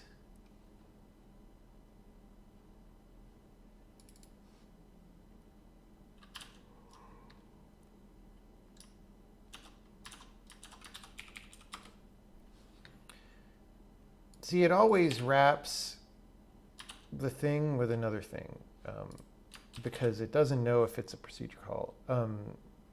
It has to make a procedure out of the code, right? So when you say run this, it actually makes an anonymous procedure where this is the body behind the scenes, right?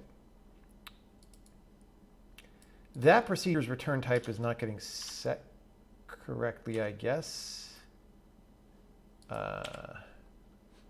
Right.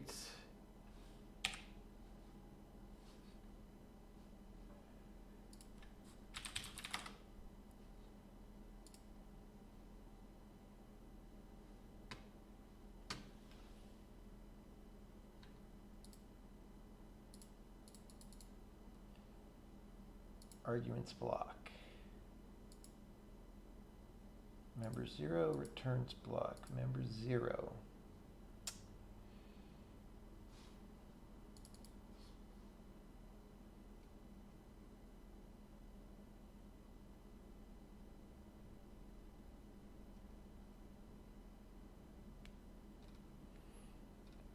Okay, that's because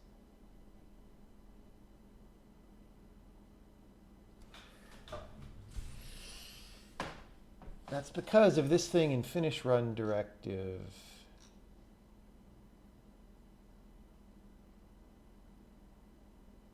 Wait.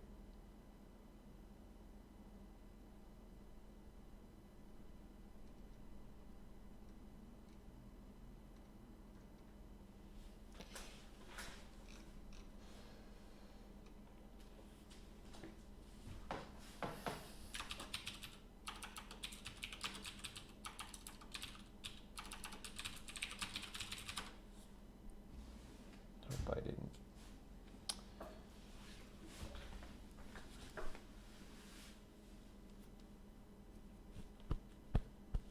Anyway, what I really need to check, well,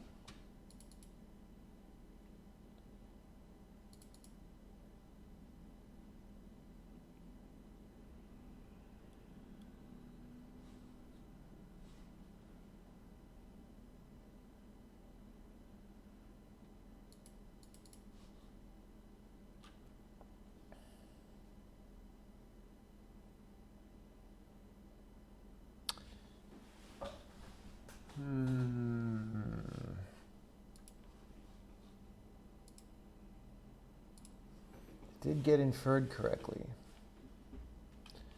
So has implicit. So the flag for that is 2. Lambda flag 70, which is 64 plus 4 plus 2. All right.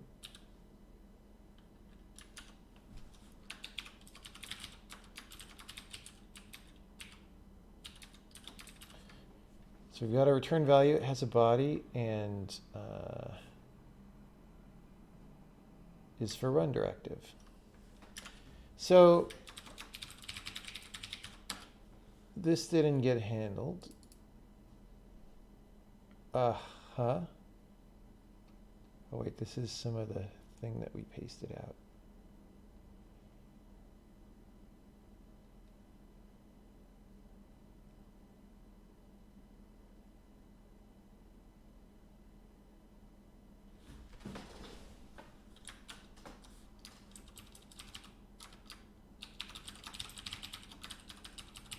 Maybe I didn't ever get that part.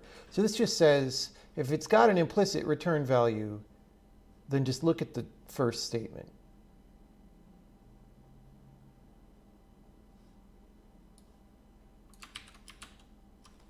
All right.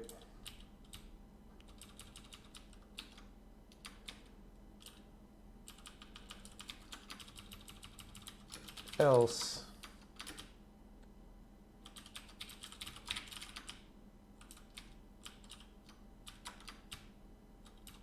there.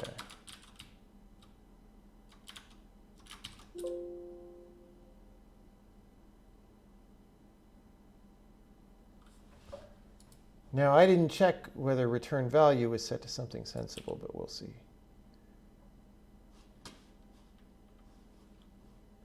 I don't care about that breakpoint. Who knows what just happened? We couldn't see. We ran. We ran successfully. We didn't get cowabungas, but I don't remember where those are now. Dude, I don't remember anything at this point. We didn't get cowabungas, which I think is... Oh, it might be a... It might just be because I didn't put this in the right place. I've been at my job interview for an hour, sweating at the whiteboard, trying to generate 5 cowabungas. It still hasn't happened.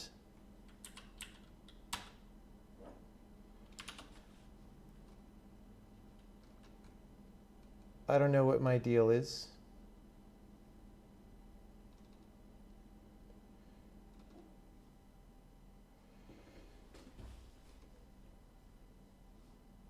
Like, we're never... This is never getting flattened into...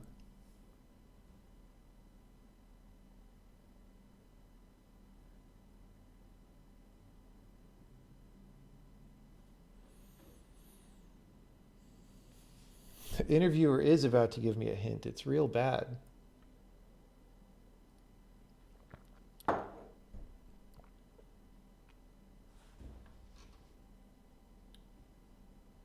So, like, we literally never, ever get here for anything. If I were to put a breakpoint on run is run and insert here, it would only ever go through the first branch.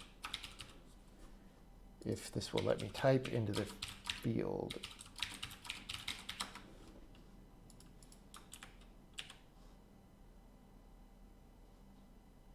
All right.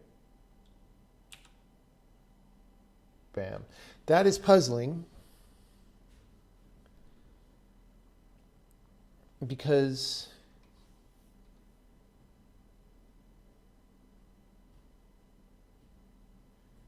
we should get flattened into the containing procedure. That's how the procedure knows to wait on us.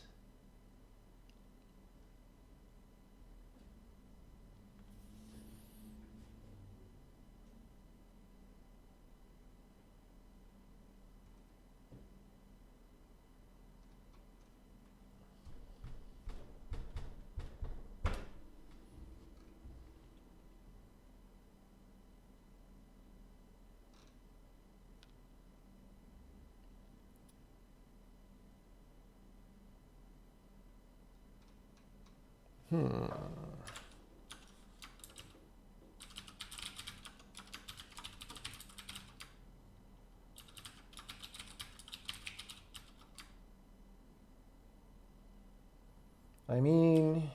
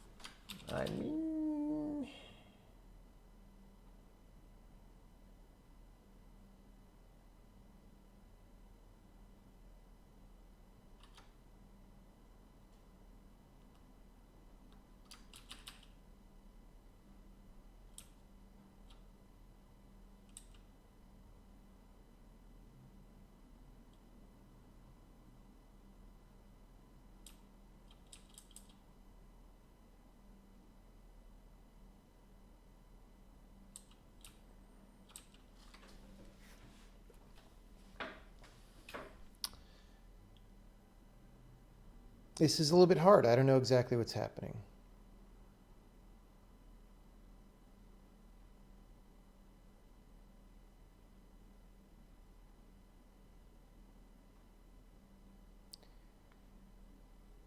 Do we have compile time checks to prevent bugs caused by not checking for null, etc.?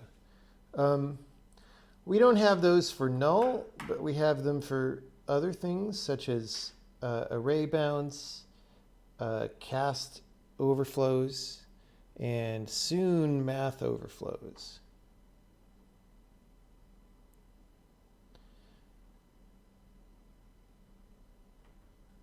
Although those are mostly runtime checks. There are some, there are compile time checks where we can do them.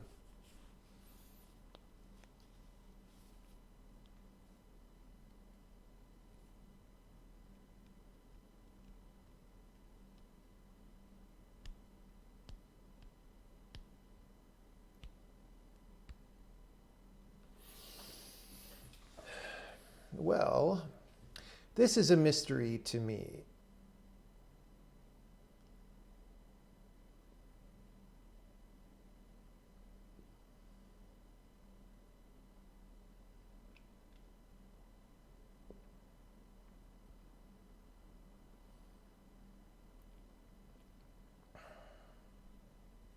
What could be happening?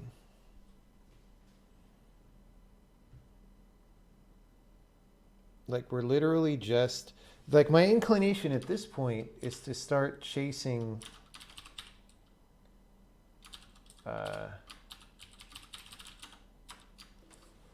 so when we flatten main, we should hit this. Maybe my breakpoint is not early enough. Like maybe it's not queued for some reason. Frickin' Visual Studio, dude. So offensive.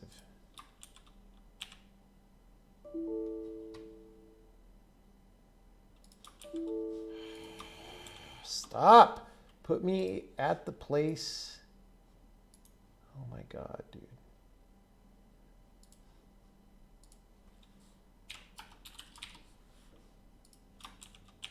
That's also something Visual Studio didn't used to be bad at. Okay.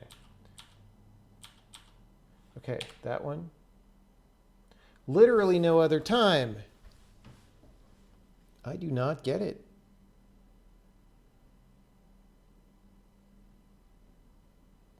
Okay, well, we're going to step into something that I hadn't thought that we would be looking at all.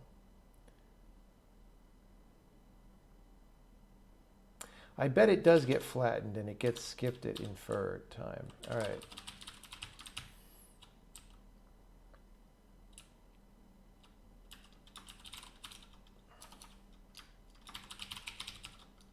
Let's just put there. And we'll check the line number is 16 because there might be some runs in the preload or something.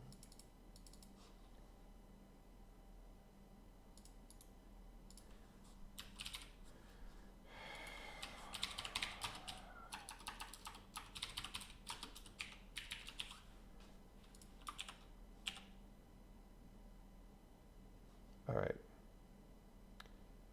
So we are flattening probably this lambda body. Lambda body. Okay. This is what I expected.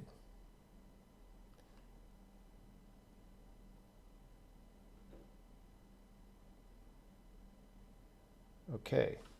So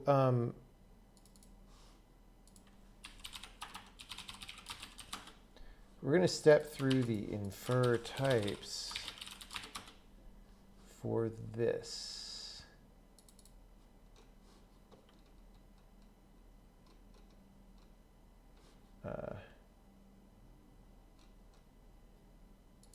Down here. We're going to say queued QS is equal to that. Oh, I could have just stepped forward. Did I delete my flatten breakpoint? No. Wait, what? Okay, we flatten. We hit the breakpoint. Great. Okay, that's expected.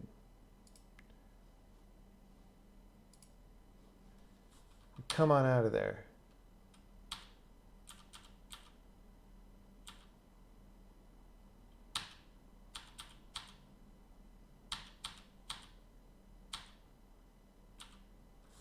Okay.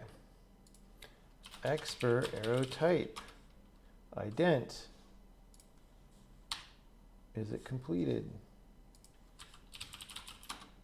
False. Okay, no surprise. Let's put this breakpoint down here.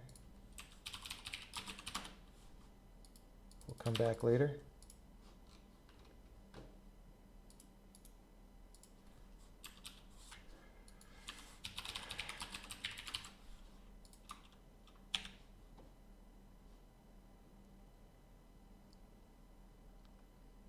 Okay.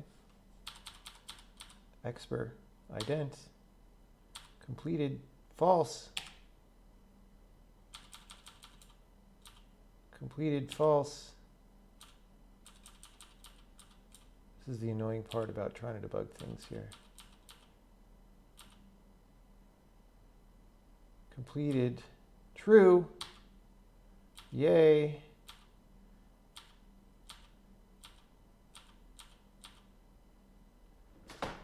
Literal. Literals are easy usually. Procedure call. That's probably the print. Hello. Lambda. That's in a weird order, but okay. Oh, this must be the lambda for the run directive.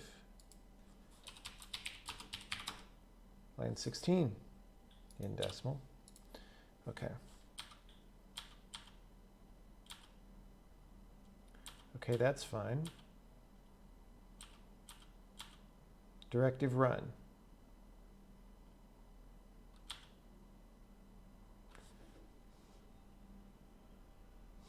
Oh, we don't visit it because it's got an inferred type, bro.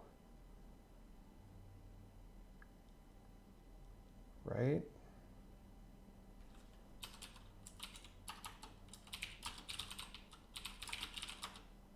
Oh, no, it's not.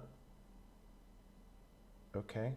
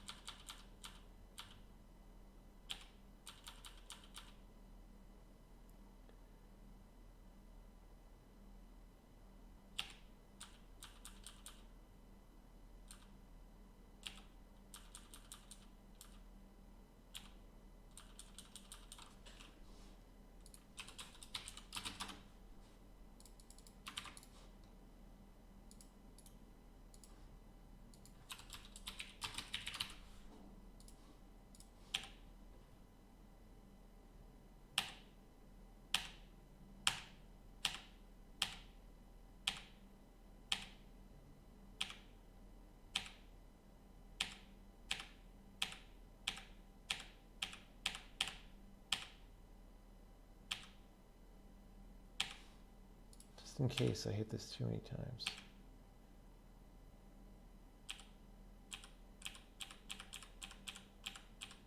This is not looking promising.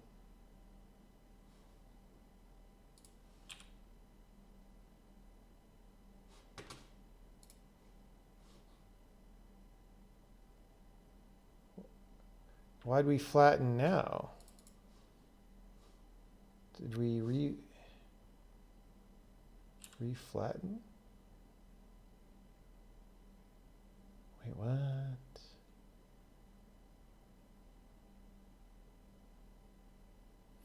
Oh, because it's in its own, okay. That makes sense.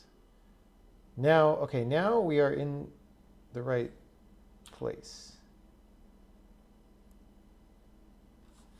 Run return value should be set now, I think. No, it's not. That's not good. Maybe it is good.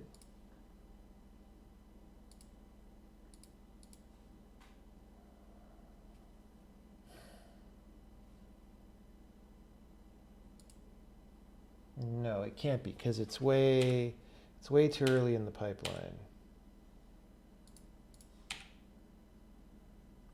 Now it exited the pipeline.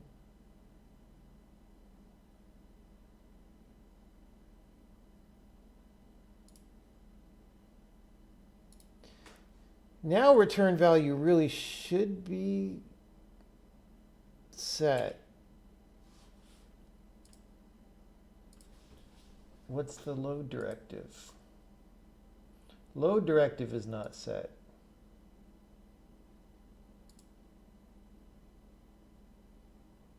We ran the run directive and we never did the load stuff. So this is never gonna like pass. I don't think.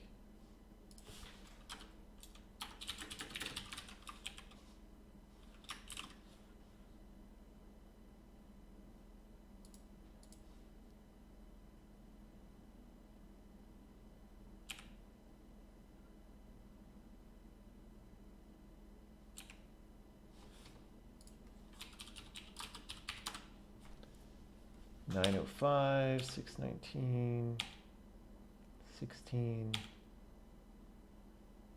Oh, it does pass eventually.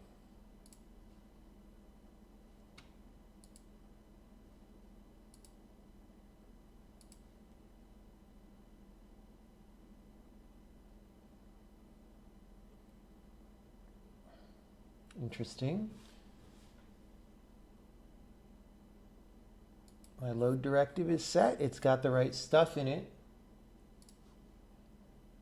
That's good.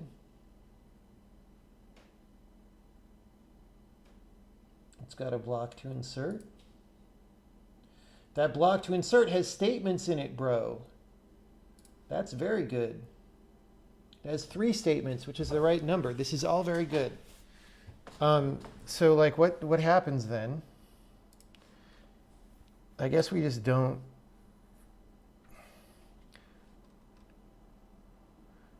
Oh, we just don't call inferred. Bro, okay. This is the place, as uncouth as this seems, this is the place to put our cowabungas. Okay? I hate to say it.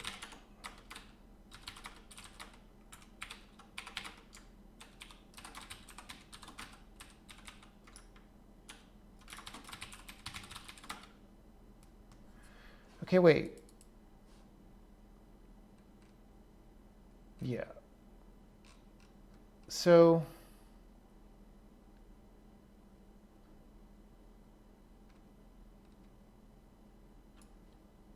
this never happens. That's what was confusing.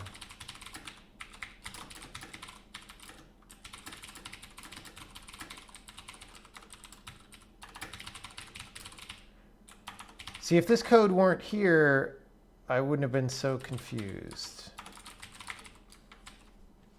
All right. Because that thing in line 9156, well, less than that now, intercepts us before we get there.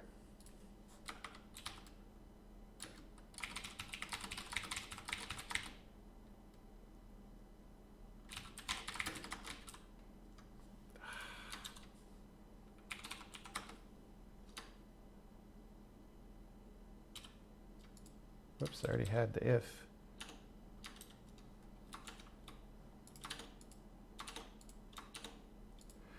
What is this editor, dude? All right. There we go. Are we going to get our cowabungas?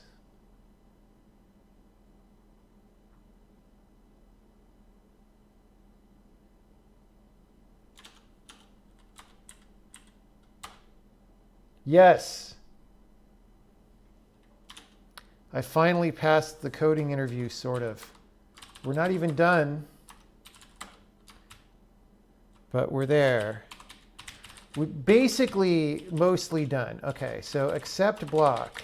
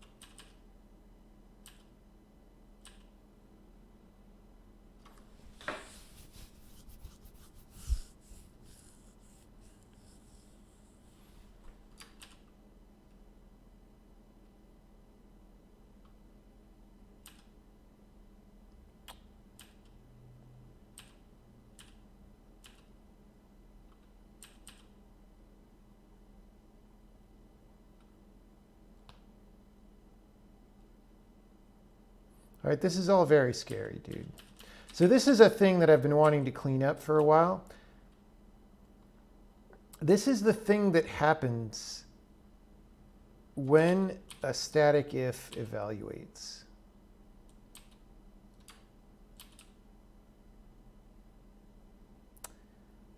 And it's a lot of different if statements for different cases. Now, I also want to unify that with what happens when a macro expands. But macro expansions don't currently handle data scopes. But maybe this is the opportunity to do that. Like maybe we just do an imperative scope and then I go do fun things and then we worry about data scopes.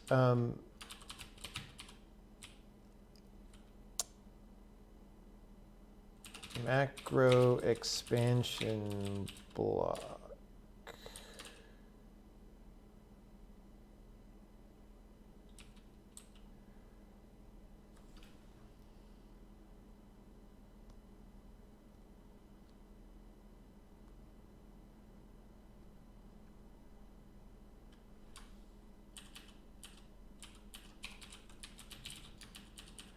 This is the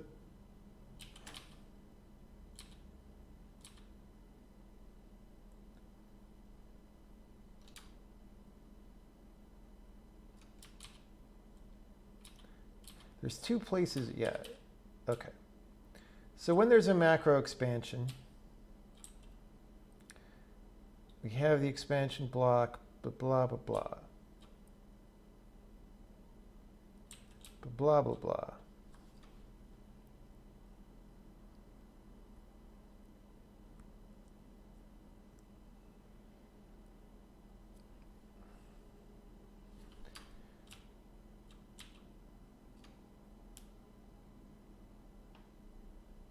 This is probably the culprit of where we accidentally copy the array from last stream, by the way. Probably, possibly. We have to look into that. But okay. So we make a macro expansion record.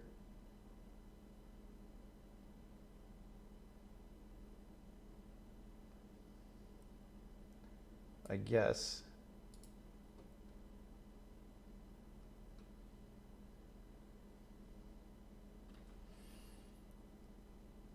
Oh no, that's the wrong thing.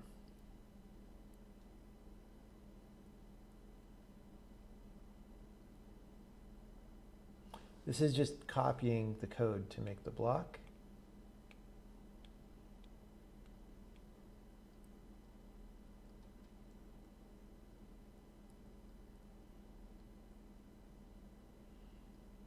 Okay, push and flatten.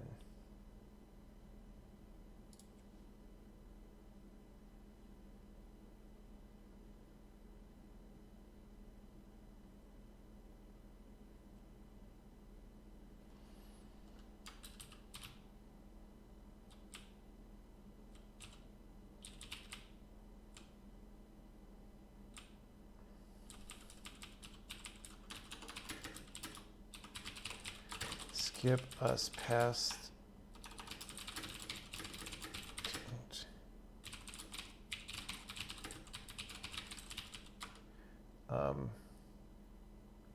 push and flatten queued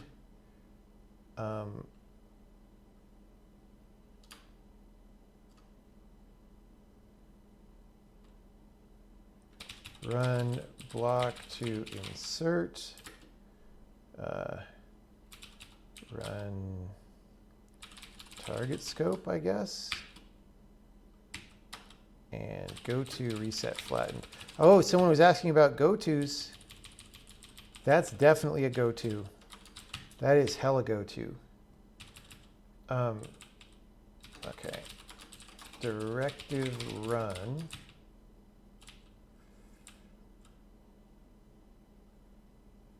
Block to insert and run in closing scope.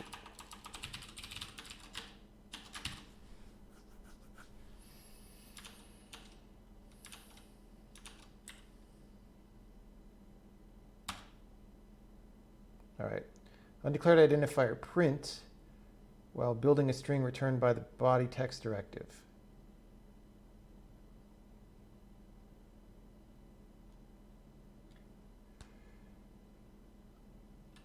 So what that means is that the scope is not set up correctly.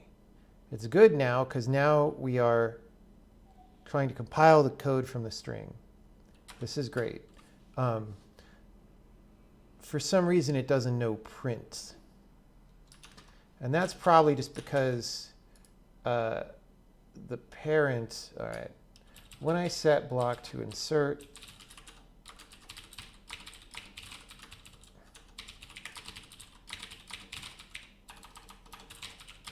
parent is run in closing scope.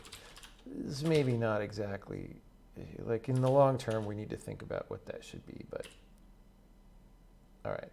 Because otherwise, it just goes up from its scope and it's like, oh, I have no parent to look up identifiers. Cowabunga. Well, okay, we didn't.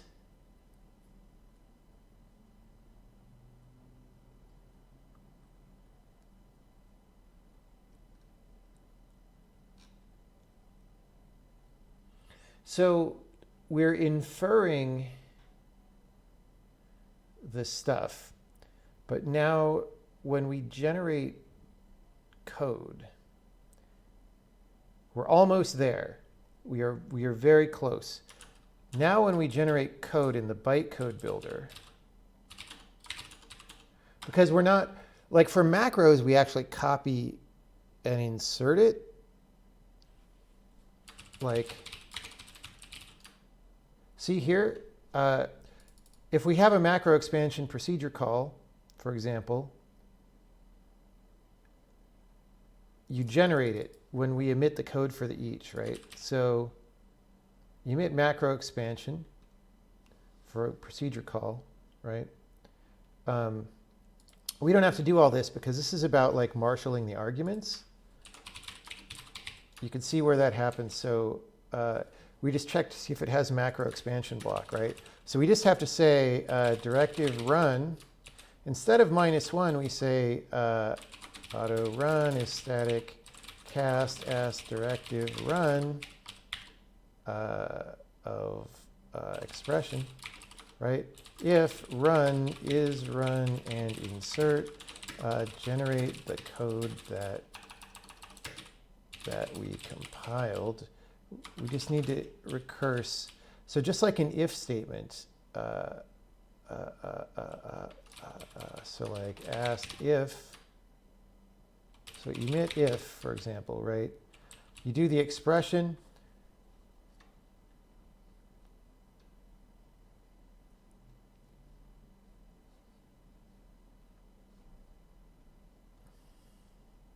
Emit block, right? Emit block,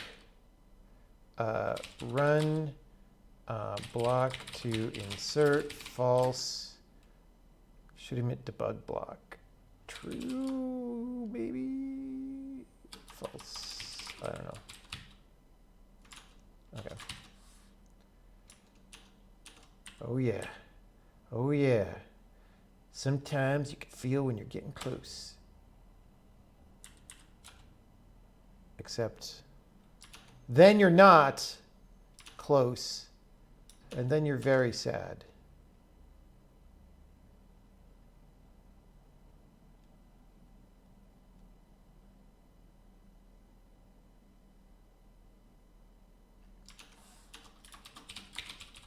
I suspect maybe for some reason we never get there. That's often the deal. Like, oh, because we have a frickin' substitution. No. No, okay.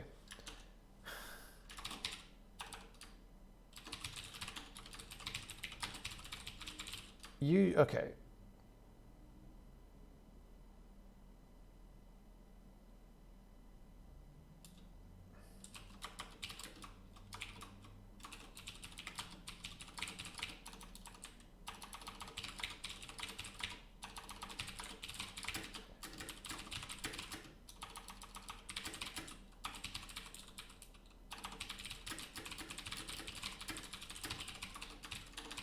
Okay.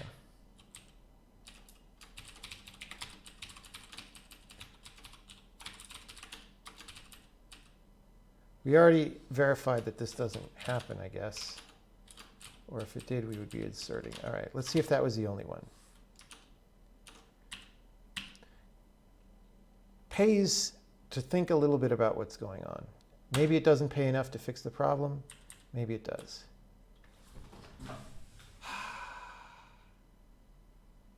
Okay. We implemented an entire feature today in 2 hours.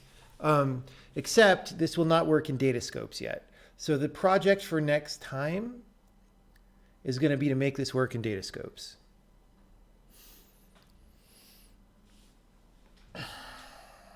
See that? The reason we know we succeeded is that there, ...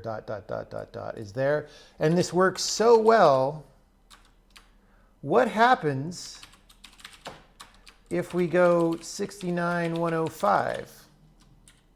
Can you take a guess? What happens?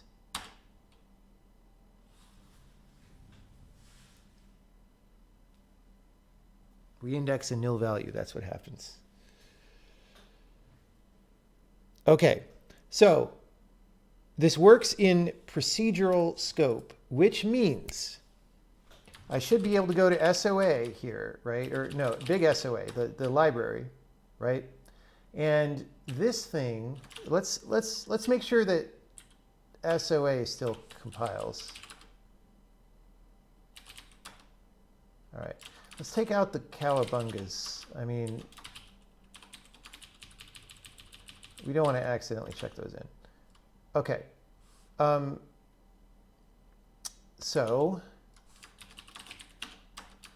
here, instead of using body text, now in theory, we could do the thing that I was going to do, right? This might not work because compilers are complicated and there are many things we might have done wrong. I would say the probability is that it won't work, but who knows?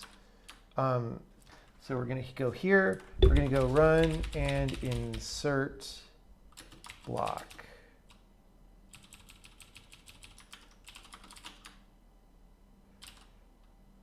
Like, we didn't try really factoring it out into a function, right?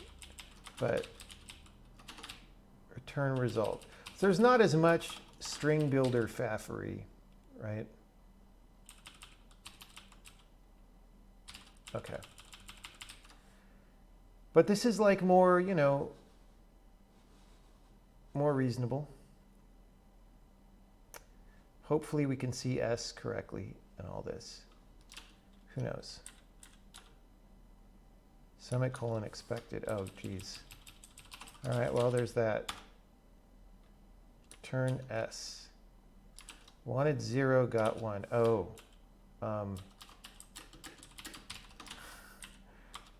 Okay, we're going to have to deal with that. This is marked as implicit return value, so it just takes the last expression in a functional language kind of way. Ugh, all right. It might not even do the right thing. No, it doesn't. I'm pretty sure, though, the reason it doesn't work is because of the, okay, let's just do this. Run and insert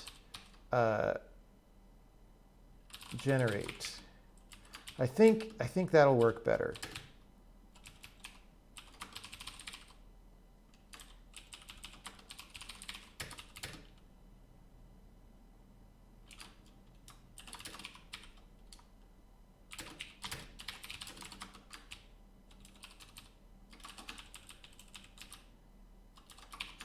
Who knows? Just because the way run directives work is a little bit specialized for like the old use cases, and it just doesn't maybe take into account the new use case.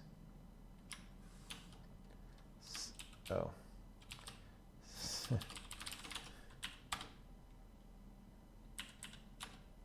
Okay, it doesn't work still. So that's a thing to debug. It works like syntactically. We compile a program, but the program doesn't work correctly for some reason. It might be that we are not enthusiastic enough because we took the cowabungas out. I'm really not sure. I think if we print, this will work. Yep. Yep. Yep, yep, yep, yep, yep. Note that we already fixed that body text thing a little bit. Like, one of the problems was we were generating it so many times. Now we're only doing it once per type. Isn't that great? What's not great is that this code is then not working correctly. And I think it's a really simple problem. However, it is time for me to take a break. So we are making good progress on this. So next time it's going to be figure out why the new thing doesn't work in this particular case.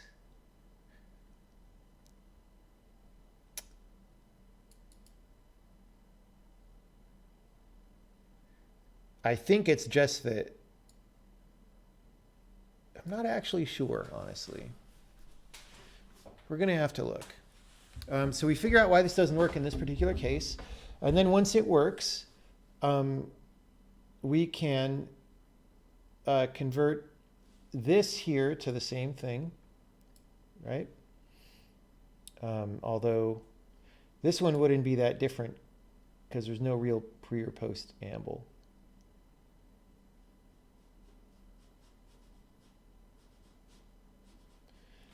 We could make a fun little iterator that just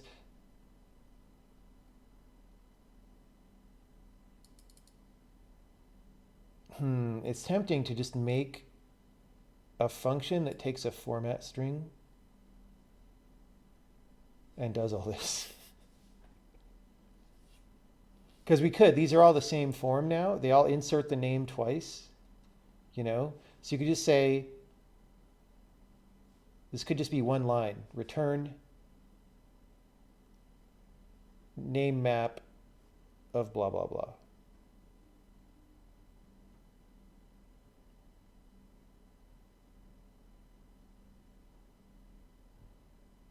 But first we got to make it work here, right?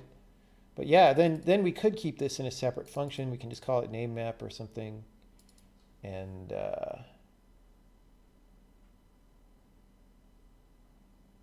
yeah.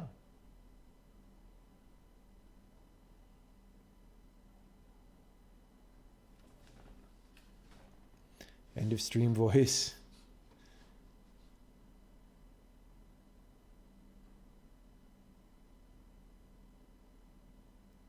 Quick lambda, where? What? Oh, you mean like down here?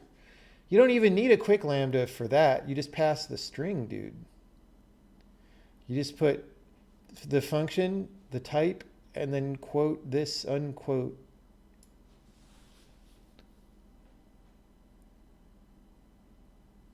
Like it's literally real small.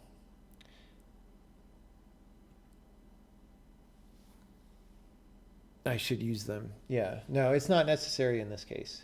What is necessary is to make this work. But again, it's break time. Let's see if someone's programming that we could interrupt. There's an asterisk. I don't have to do it then. Here we Okay, go. that's not what we're into. It's not what we're into. Science and technology. Dude, we barely beat live earthquakes for viewers. That's where we're at.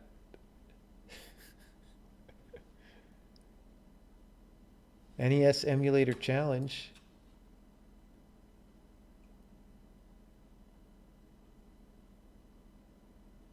In Rust? What?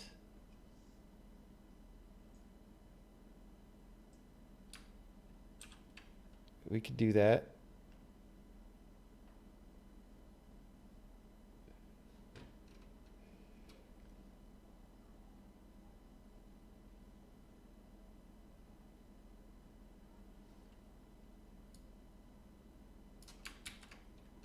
The earthquake channel is probably people who are really paranoid that they're going to die in an earthquake and want to know immediately with their 30 seconds warning or however much you get that they need to go stand under their shelter.